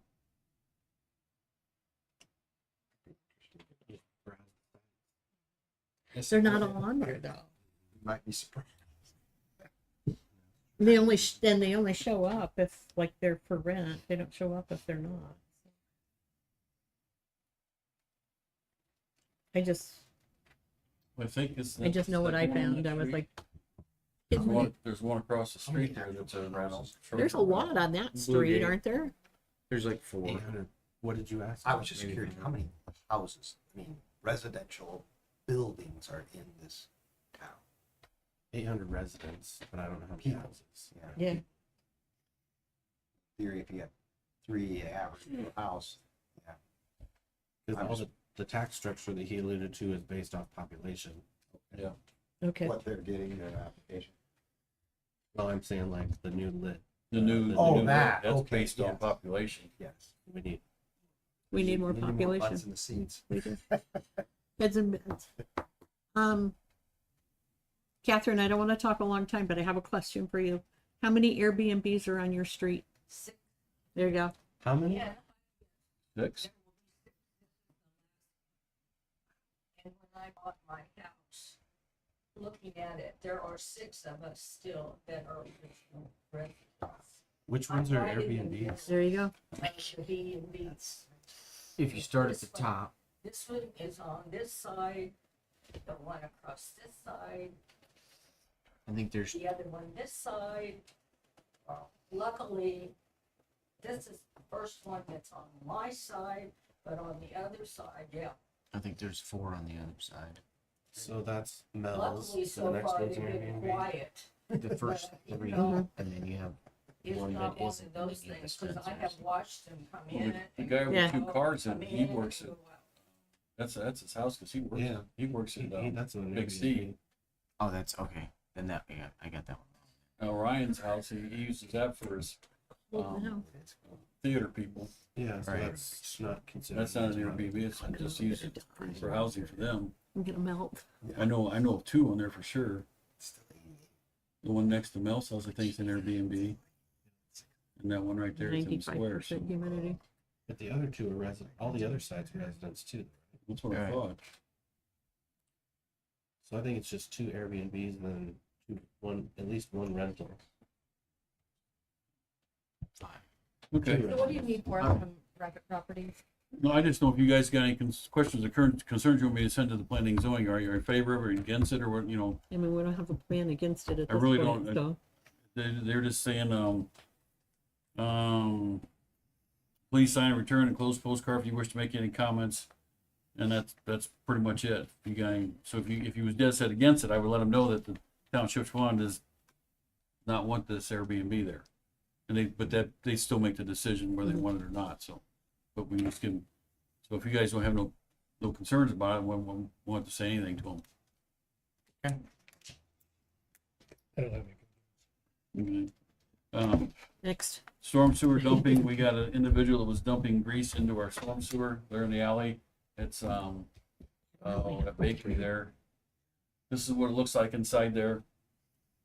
We put a camera up, we caught him, I had 2 complaints from other business owners saying that they seen him dump stuff in there. We got him on video dumping in that drain. Mop water. No, Jake, I talked to Jake about that. They have a grease trap inside their business. They use a shop vac to clean it out. And they take that shop vac and they dump it into stormwater. But prior to that, they were actually dumping buckets in there because I had the 2 complaints. And they've been doing it for a while. If you look at that, it looks like it's been doing it for a while. Now they're taking those 2 buckets and dumping it in a dumpster over by the food trucks. There's a dumpster over there that put grease in. Okay, That's where they're going now. But prior to that, they were dumping out there. Now, Stormwater Board met Monday night. I showed them this. They recommend that we're going to get it cleaned out. They recommend that the business owner that's been dumping in there pays for the cleaning of the stormwater drain there out. We have to run a camera through there to make sure those lines aren't plugged up. That goes all into Mirror Lake. That runs all the way down into that Mirror Lake. So then the truck can't come here until the end of this month because they're booked out. But they recommend that they pay for that, and if it happens again, they go right to the $2,500 fine. The first offense, $1,000 fine, up to $1,000. Second time's up to $2,500, and the third time's up to $5,000. And that's per our ordinance. So that was their recommendation, to make them pay for the service to come out and clean everything up. Then let them know if it happens again, it goes right to the $2,500 fine.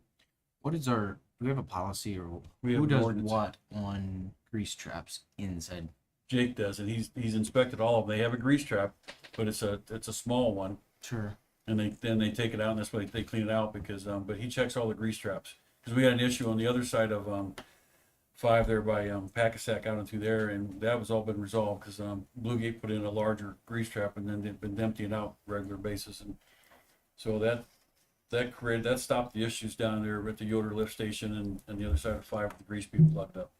County Health Department also has some pretty strict regulations on what you do. Because we had, I mean, this is Elkhart County, but I had to do mine every month, and then I had to send a report into the county health department. And if I didn't, it had to be professionally cleaned. I couldn't clean it myself. Yeah. So. And that's kind of what it looked like to me when I was looking at the county health department in there.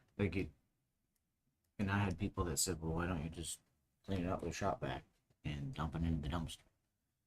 I'm like, well, because I got to send a report, and the report has to have a receipt that, Right. Cripes emptied it for me. Well, that's what these are And doing. you don't look at an orange, right? Well, I wasn't going to get, they weren't going to get me for that. Sorry. But that was their recommendation to you guys, so I just see the recommendation for you, how you want me to handle it. Yeah, I think sooner rather than later is better.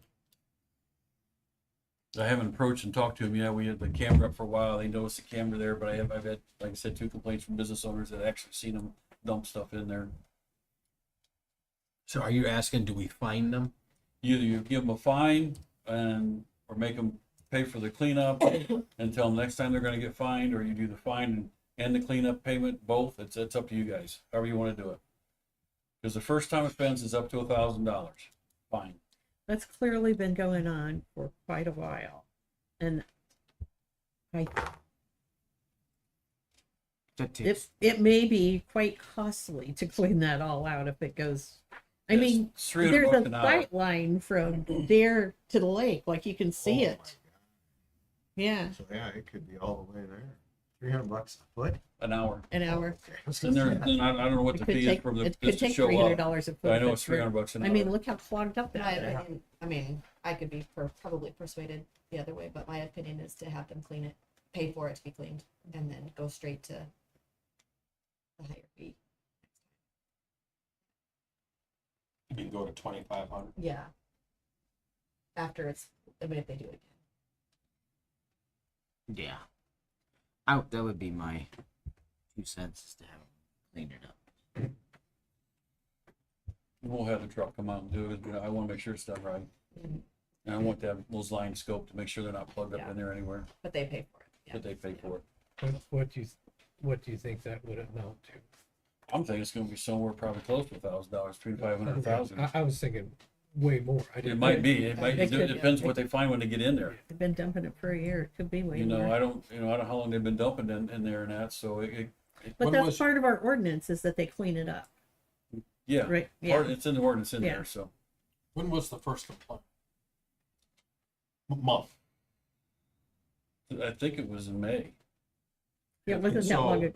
And so you put the cameras up shortly after? Shortly Right after after, that. yeah. Then we caught them there dumping, but then they noticed the camera. So they started asking around, That's and true. apparently somebody probably told them, and then they started carrying. Next thing you know, we got them on the camera carrying the buckets over to the dumpster. Which that's an actual grease dump. That's it. They were doing it correctly there.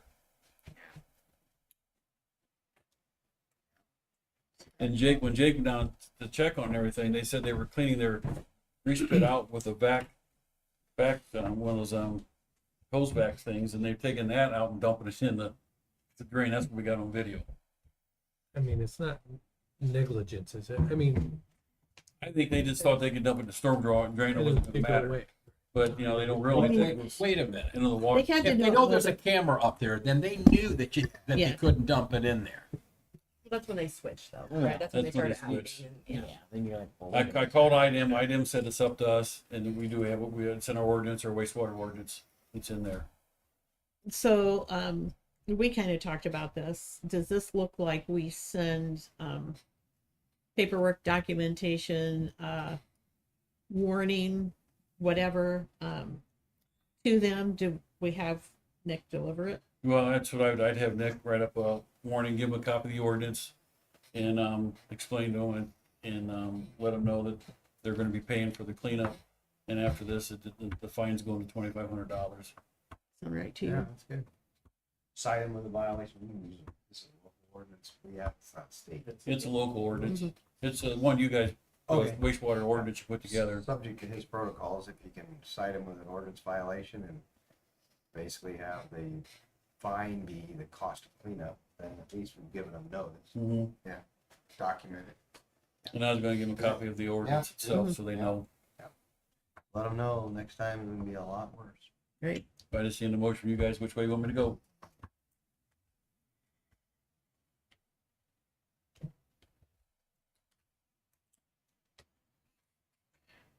We all want it done, right? Yeah. Yeah.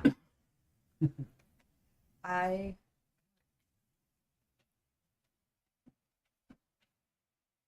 don't even know what words to use. I mean, Put it on a T, like right here. Get your bat ready. Direct the law enforcement officers, marshal, to cite these people with a violation of our sewer use ordinance and notice them up that they're responsible for the cost associated with the cleanup and that any future violations will result in additional fines. So I second. I love it. It's better with the last one. I know, right? you can put it on a T for me all day. I actually kept my mouth shut on that. I was thinking about a baseball. We could T-ball here. I have a motion in a second. Does everyone understand the motion? Yes. Any questions? All in favor? Aye. Aye. Opposed? Was easy. Working them all, Nick.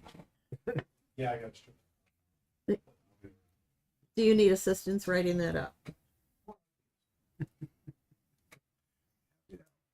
Okay, reach out to Kurt. Please, I meant to say Always. please. Casey's up next. He's got a couple things. All right, my action items again are associated with the wastewater project. No pay apps, but a couple updates and one action item. You have, I got some at the pump station, the high service pump. Yeah, That's that'll not it. work, and then do you have to go? Yeah.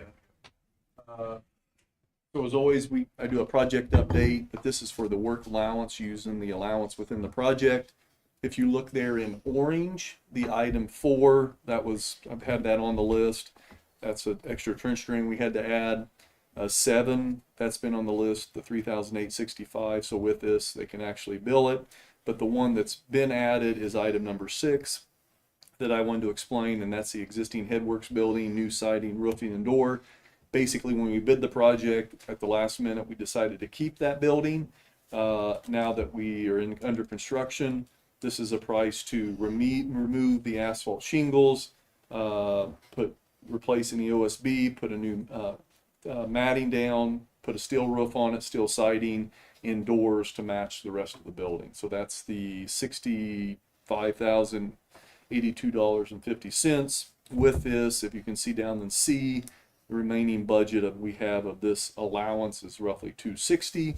And then the other document that you have is the actual work allowance authorization that details those out. So if you would approve those, we would ask that to be signed by Christine.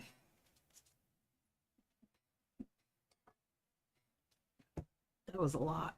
It was, yeah. I mean, I'm sure that if we had that done outside of the project, it wouldn't be nearly that amount, but because it's publicly bid, Dave's It making is wage what it is. rates. I know. That 272. Oh, no, what you, The you- 63. yeah, so if you go to this sheet. You can see she got the wrong sheet up there. Yeah. So basically what I'm asking approval for is to use the allowance for the dewatering building trench drain, 7,362. And then for the existing building improvements, and I think this is the old one, it's actually $65,082.50. That was the one I sent today. You probably don't have that one. $82. $65,082.50. And then the UV power supply, that's just replacing a power supply to the equipment for $3,865. The total amount is actually $76,309.50. And again, the majority of that is that new siding, steel siding, roofing, and doors on that existing building that we're keeping. We don't have to do that, but we talked about at least getting that cost in front of council to consider so it would match all the other structures back there. We also considered to wait to the end to see if we would actually have money left, but because of lead times and mobilization, we decided to bring this to council tonight. What's your total work allowance? Total work allowance is $76,309.50. That's what I got right now. You send that to Melissa today? Yeah, that's what I sent She today. must have got it to him. She got like 3. Yeah.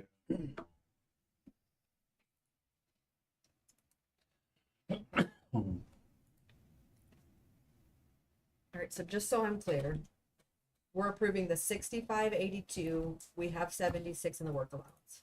No, we are approving the 76 in the work allowance. And we have Okay. 270 or something in there. So again, when you're approving these work allowance, you are We not already increasing have your it. rates. Right, we You're are- not, right, it's not a right. changer to the It's just contract. we're using that. It's using it within the project. So that amount that you're approving tonight is $76,309.50. Okay. Of that, the big amount is that $65,082.50 for re-siding that existing building we're keeping, and roof and door. So moved. Nice. Pay as you play. That's what it is. No swing. That's coming with your next one. Yeah. I'll second. You did. I know. I have a motion and a second. All in favor? Aye. Aye. Opposed? On the pump station projects, the one that's funded by the TIF, or the one that's not SRF, we're actually doing a punch list on that next week. There's going to be some open electrical items and stuff, but for the most part, that's running. We've got some bugs to work out. And then on the 2 new projects, if you notice, most of the digging and structures are in. That water main's been relocated at this point. We probably won't start it up until later this summer or fall once the NIPSCO gets their power and we get the control panels done. So That's a quick update. Goodness. Where's that sidewalk gonna go? That's out We talked about moving that right up so it's in line with the rest of it. So it just stays along the road? Yeah. Oh, that'd be awesome. Yeah. Instead of. Yeah. Perry requested we move that. That was a good idea. Don't want a curve in the road? Yeah, with that big curve down, why would we just make it straight? That's what my thought was.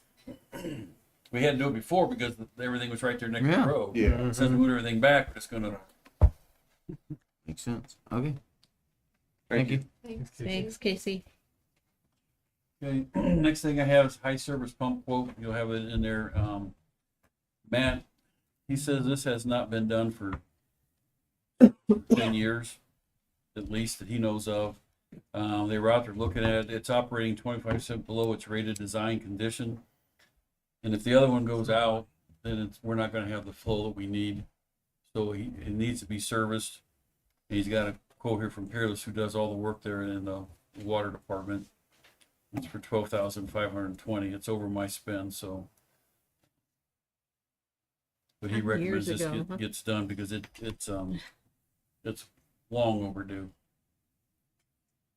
And if you walk in the building, it's the very first big pump right there. And the it one that is makes all the visitor noise. season. It should work. Give me that. I'm good. I'd make a motion to accept this quote from Peerless for $12,520. Second?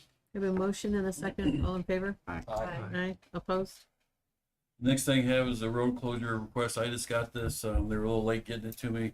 They want to close Morton Street on this Friday, starting at 6 p.m. It's for Makers on Morton Festival. It'll be held on Saturday, June 13th, but they want to start closing at 6 Friday until 6 o'clock on Saturday. They will close it from the driveway there by the they say the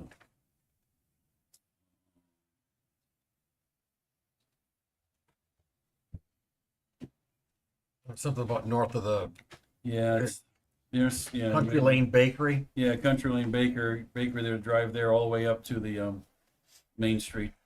It'll be the Main Street that'll be open, but that section of Morton Street will be closed. Oh, They've it's just a notified. small section. Yeah, it's just a small section. They notified all the business owners not in there because I asked them to do that because last time they did not, and there was a couple of owners that were a little upset that it was closed and they didn't know about it. So this is gonna be a day event.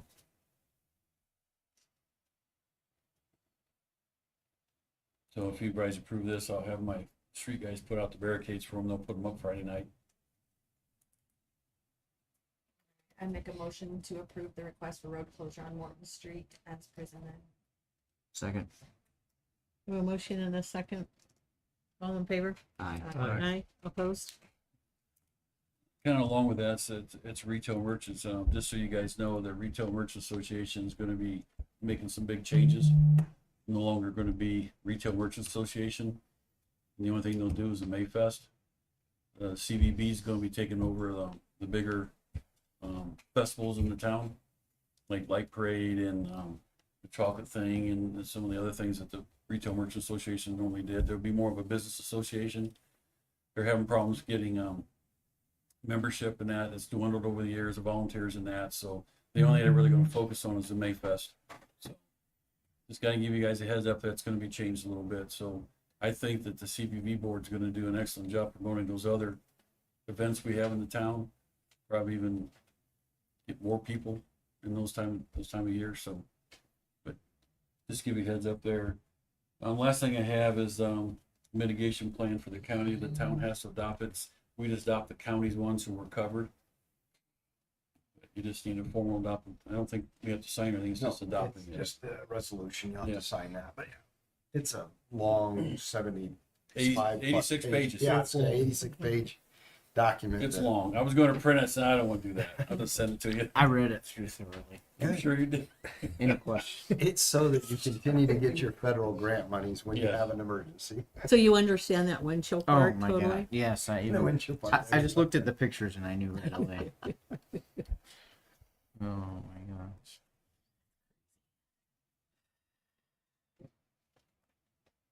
So we need a motion to adopt this resolution? Approve the resolution. 2026-6. want to go for immediate food. And there's no need to wait, right? No, you can We're ready. go for it. Go for it. Okay, I make a motion to approve resolution number 2026-06-10-A. A second. We have a motion and a second. All in favor? Aye. Aye. And opposed?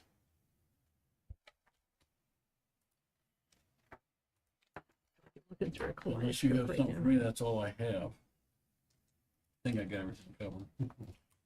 You say that It's like it was just a little bit. been a long night. All right. Exactly what I expected to be doing at 4:48. How your day is gonna be so wide open tomorrow. All this extra time. All right. Tomorrow's wide open. Tad, you're up. Your claims snuck in under the wire today at about 3:30. Get them. $198,466 even. Don't know how that happened. Your insurance renewal for your annual insurances are in there. It's about 150,000 of it. LaGrange County government for planning and zoning, that's 14,000 of it. That's your vast majority.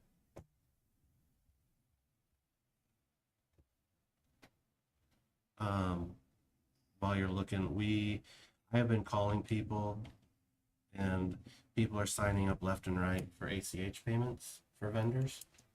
We have a form they can fill out if they don't have one, because they are all also saying that they are not receiving, or their customers are not receiving their checks, getting lost in the mail like ours were. So people are signing up left and right for that. So that'll be more beneficial, I think, for everybody. So our customers or our vendors? Our vendors, our customers as well. We're about 150 residents have signed up now for auto pay. What was it before? We were up to about 60 when we started. But yeah, it's great. And a lot of people are using the new online pays, which are nice because if you pay for your bill through the online portal, it will receipt into the system automatically, and then when the money gets deposited to our bank, it will create the deposit and put it in automatically. We don't ever touch anything. People have been really doing that. What is this first start project? Vehicle or major equipment? Gold Star Printing. We striped or decaled the police vehicle. Oh. New car. So the first accounts payable voucher summary, it breaks apart each. Oh wait, you had one of these on there. Yeah. Never mind. It breaks apart each bill by the GL number per line. So you see like a billion lines. That's why I have the invoice on page 6, I think it is. You can see them individually. I have a ticket in for them to show me how to.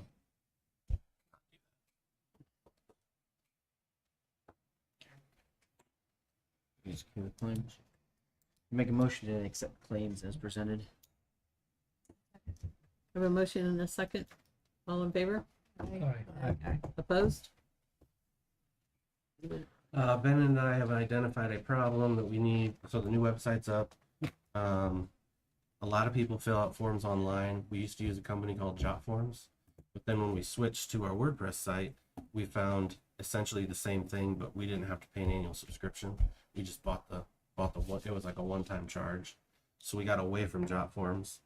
But that's not compatible with the new system. And the new system provides us with like 2 forms, and then we got to pay for them. So we went some back and forth, and we both think that going back to Jot Forms would be beneficial. And then I put a PDF in there. So I'm just looking for approval to re-up a subscription to Jot Forms. I put one in there for like the utility billing ACH, and then it shows you what it outputs, and that's actually, it'll fill out our form that we use in-house. So we did some testing. Yeah. That's the big thing. With everything with the state being ADA compliant, Jot Forms is ADA. We just have to check a box. And I'm gonna say, like the industry standard would we pay for this annually because of the savings especially. So my recommendation is to approve the silver plan for the annual subscription for us to use. That's our recommendation. And you use this as well? Okay. So, otherwise, like an enterprise seat is like 3,000 a month. A month? A year. A year. Yeah, it was almost $1,000 on some of them. So we didn't think we needed that. What did you use before? We used a company called Fluent Forms. And the reason we used it is because they didn't require subscription. You could buy the software, install it on your WordPress. They're specifically WordPress. this one's a little bit nicer too. We have to rebuild. It's very similar to DocuSign. Just drag all this over the text. Yeah, that feels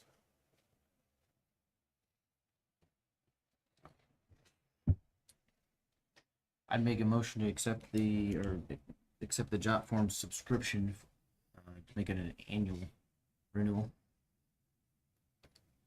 Is that for the $294 for the silver? For the first year, there's a 50% discount, so yeah, 290. And then I think this normal plan is 39 instead of 24.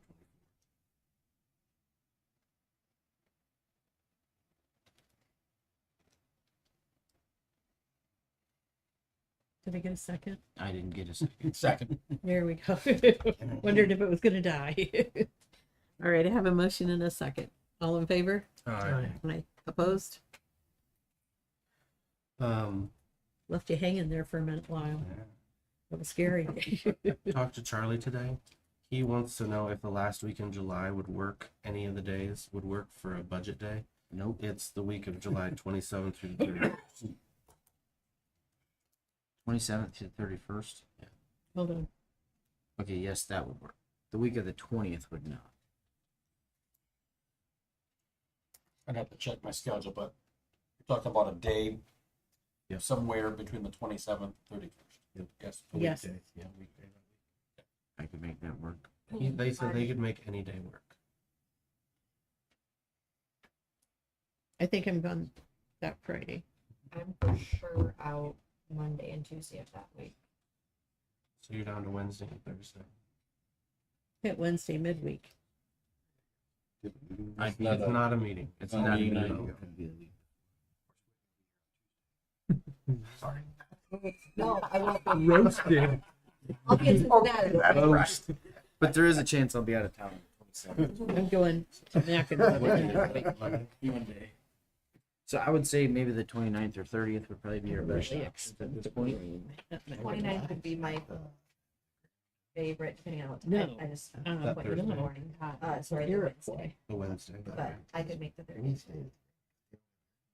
No, they don't. You're right. So which days are we looking at now? 29 would be first, and then 30th. Second. Make it the 29th. What time will that start? Yeah, It usually starts around in the morning and goes through early afternoon. Yeah, but It's right on the what's water. 9. Whatever you want. He doesn't like to start before 9 because he's got to drive here. He's got to drive for, yeah. I thought last time we started at 10, didn't we? Yeah. I have open gym insurance, so I can make it. That'd be very good. Till 10 would be better for you? It's just that time I of know year. it is. Yeah. It's limited window, limited. 10 o'clock.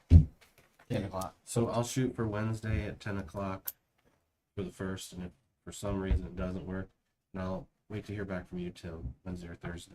Yeah, I will check my schedule for the 29th. Yeah, that's temporarily. Yeah, go with it.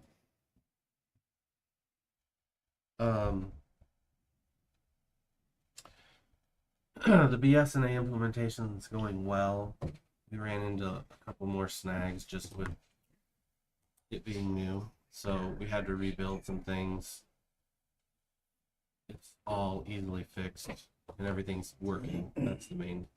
The one thing that's not currently working is the general ledger. And it has to do with the data that came out of AccuFund. So we're trying to work through that. So right now, say Nick approves a bill, and it says you're over your budget by like 200%. Well, he's not, so I have to manually calculate. We're working through that. The major issue I had was the 2 weeks of training. So we have a contract where we paid for setup. We have a contract where we paid for training. The majority of that was used for setup. So I pushed back that I already paid for setup, and I lost all my training, but I still had to pay for the training that I didn't receive. So our sales rep is getting us another week next week. So Sally and I will not be real available next week because there's just simple things that we don't know how to do because they haven't showed us. And so like it took me 3 hours to figure out how to make a deposit, going through all their documentation. But then when I did it, it only took me 15 minutes. So, and if we do it wrong, I'm gonna screw it up. So, because the training was expensive, we had to pay for their hotel stays. I think it's on-site training. On the thing, it was somewhere around $20,000, plus the hotel stays. And so I said, I'm not trying to be a jerk, but I'm not going to pay for that because. So I didn't get a whole lot with our project manager, mostly because she didn't have any pulls. So I talked to our sales rep, and he was pretty upset. So he took our 1 day and turned it in 4 on the phone and said, I didn't even ask anybody yet. So I'm not worried anymore, but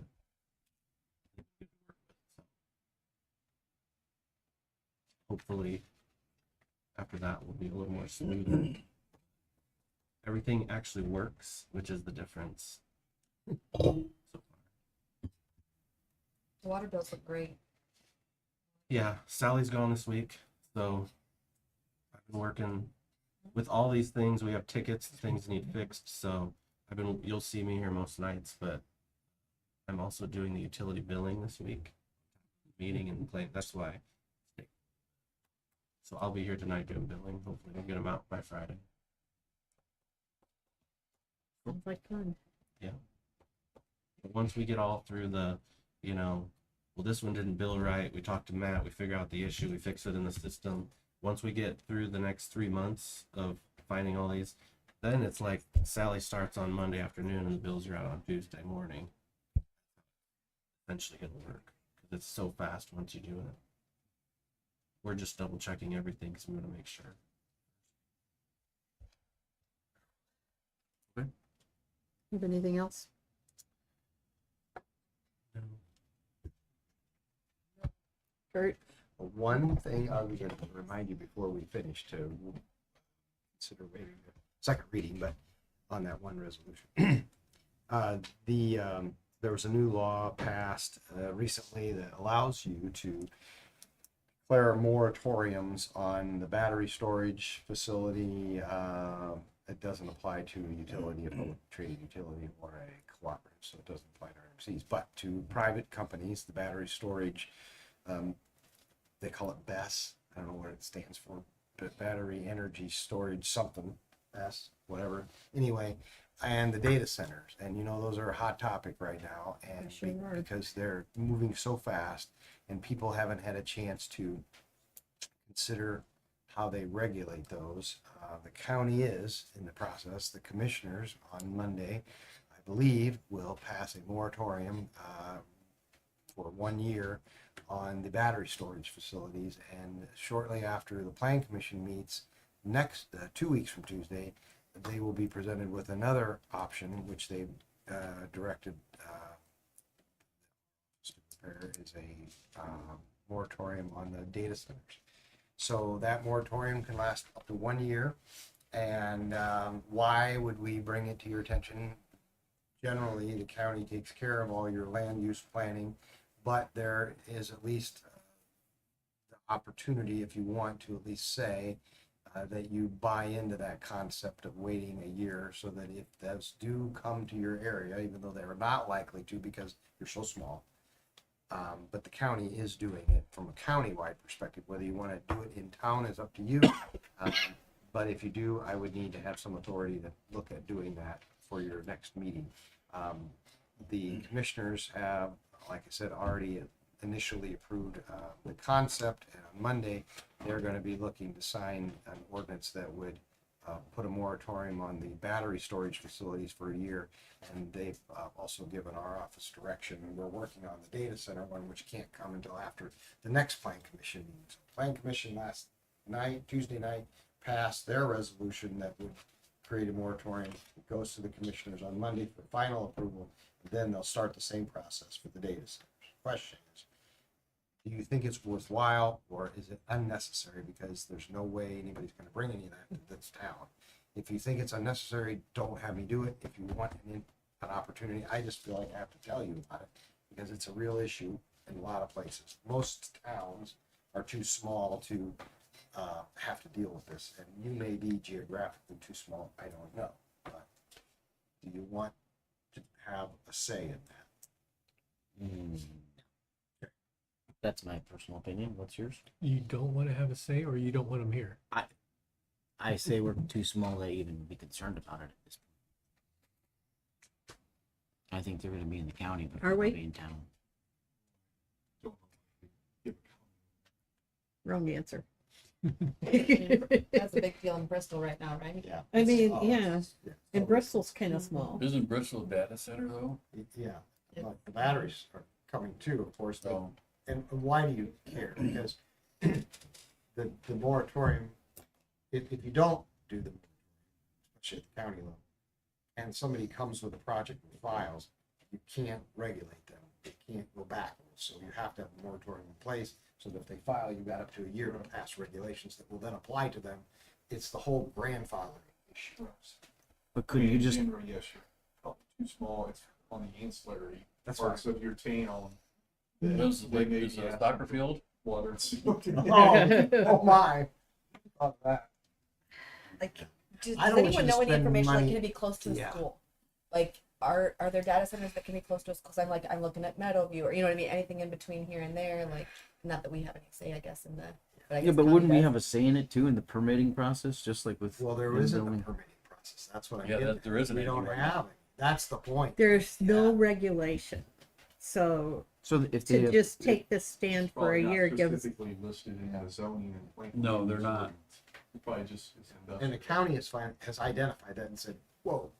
We gotta classify it. yeah. so if they were to come and purchase property and want to build something, In theory, wouldn't- yes. in We don't have theory. any ability to Yeah. regulate them right now. I'm saying not regulating, but could we deny them access Not to if they're build? within the properly zoned area. Which I don't know what that is. But by this moratorium, there will be a year Yes. to get all To your do ducks in a Yeah, row. I feel like taking part in that just to have the time to stop and think about it and know, like, I need information. Because there's been talk down in the southwest part of the county about data centers and best going in. That's why this all came to Right. light. We're working feverishly. I know a year, it seems like that's not feverishly. But we are. We've been working on this for several months, and Monday the commissioners will be presented with the opportunity to deal with it outside of the town. Would we just be an add-on to this, or You would would we have our essentially, we own? would take advantage of what they've already done and incorporate it into this. That would make sense. Yeah. I don't know if it's silly because you're too small. That's the piece I don't understand. I guess my thing is too is like I feel like anywhere where they could build would be within the county, not within the town. Like I don't know that we have any real estate here that they would even. Zoning wise. As big as they make it. Yeah. Does it have to be specific to this? If you don't pass one for the town, then you're going to be unable to regulate it. If it comes outside of the town, the county's going to deal with it. I mean, Chris has brought up before about marijuana shops or other types of things. Does it have to be specific to that, or It you has guys to be talk? very specific to this. Yeah, Okay. that statute was passed to address these fast-growing data center projects. It was just effective this year. So. Yeah, Yeah, but would we want a CYOA? I think so. That's why I brought it to your attention. Piece that I don't have confidence in is a waste of money. Too small. That is the part I just don't understand the practical realities. And they need, We haven't done them ourselves, but we've done a lot of roads and utilities up to them. The acreage, but I was gonna say, About 10 is that Is- up there, off Taylor Drive big enough? probably not, but Well, Thinking ahead, is it something that's gonna get smaller as they refine it? I think the battery storage. I mean, think facility about a places are computer used to take a smaller. whole room, right? Their footprints are smaller than the data center. Data centers are too big, there's no. But the battery storage ones, like I said, the NIPSCOs and REMCs of the world are exempt from this just by law, but, private company set up a battery storage center that meets these definitions. We have no regulation. When I think of a data center, I think of like the Amazon thing off of, like something. The Google of the world, yeah. The battery storage is more along the lines of, I don't know how to describe what they do, but I know they acquire land and they put in a grid. They basically store solar and other types of energy in these big, huge batteries that yeah. You want to tell them about them more than me? I don't know I'm a way whole out of lot my more. league. I mean, our Lagrange, our, I don't know. Our, one of our EMC substations is now, because we had to repair it. Brought it in on the semi, and probably very similar to these data centers. Meaning you can plop them pretty much anywhere now on an acre of land. Yeah. That's what I'm trying to get at. I don't know what's around to do that, but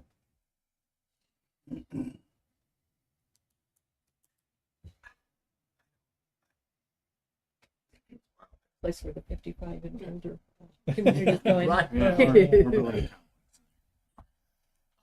I don't think it's a big spend, but I also don't want you to spend money doing something that is unnecessary. We, at the county level, feel it's necessary to do it because there's just too much unknowns, and we have 2 potential applicants right now that we're trying to race to get in front of.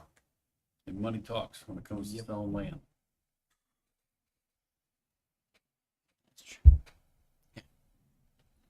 I think we need to protect the town. I feel the same way. And we have an advantage that we can utilize what County's done. Right. Yeah. Yeah. We don't have to reinvent the wheel, we You just don't- have you to sign off on theirs. White out and change the names. Pretty much.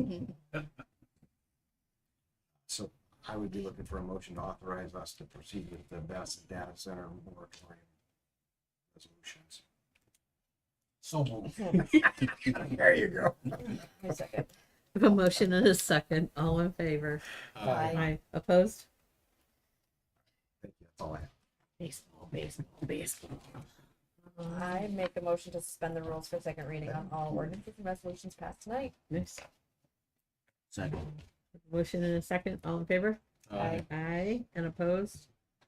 Just want to point out to you that there is a folder of monthly reports from wastewater streets, water and IT. Wastewater has stepped up their game to beat streets in the format I see. And It do I was have nice. anything else?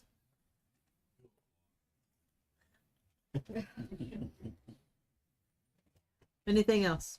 Yeah, I have just a quick question going back to the 55 and older. It comes down to taxes. So does the company that manages it pay, and do they pay on each individual unit? So Or is they're it gonna pay on the whole thing because it's an apartment. Just think of it like an apartment. It's not like from a tax perspective, unless they force them into some other kind of, which they might, county could, planned unit. Planned development. unit. Then it does change things because the way they put it together. But if it's an apartment complex, it's the entire facility. But this is not an apartment. It's Right, which is what, it doesn't look like an apartment, right? So if the county plan commission gets a hold of it and they look at this and they say, what you're saying is, this doesn't look like an apartment complex, this looks more like a planned Like unit 40 development, units. 40 units, then it will be different, and each one will have its own. It'll be a lot bigger deal for them than what they're yet to be seen. Which will benefit the town. We put a bug in their ear. Yeah. We know about it.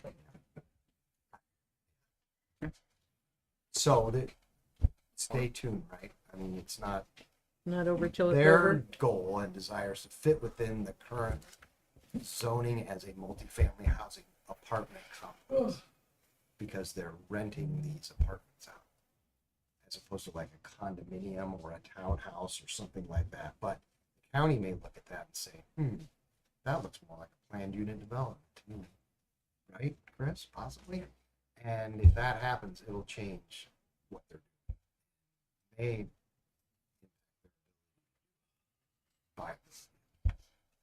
Is there a birdie around here that's gonna?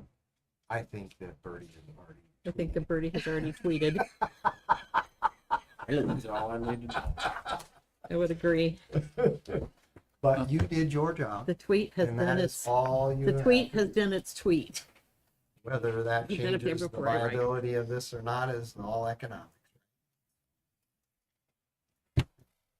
You did your job. You brought it to everyone's attention. Where we at on the park board turned into committee? Are we still waiting on Kurt to do something? I'm not. I haven't done anything, so I'm not supposed to do it. I just. Do you have to do something? Structure. Remember? Oh, yeah, Long yeah. story Yeah. short, lots of structural questions for you. Yeah. So I haven't Yeah, done anything. We're doing it. It's Okay. happening. Am I getting the structure feedback, or do I just make up What's whatever? it, like you said, you like Tell us what Fremont? I Fremont, can, yeah. yeah. I Yeah. can, all right. Yep.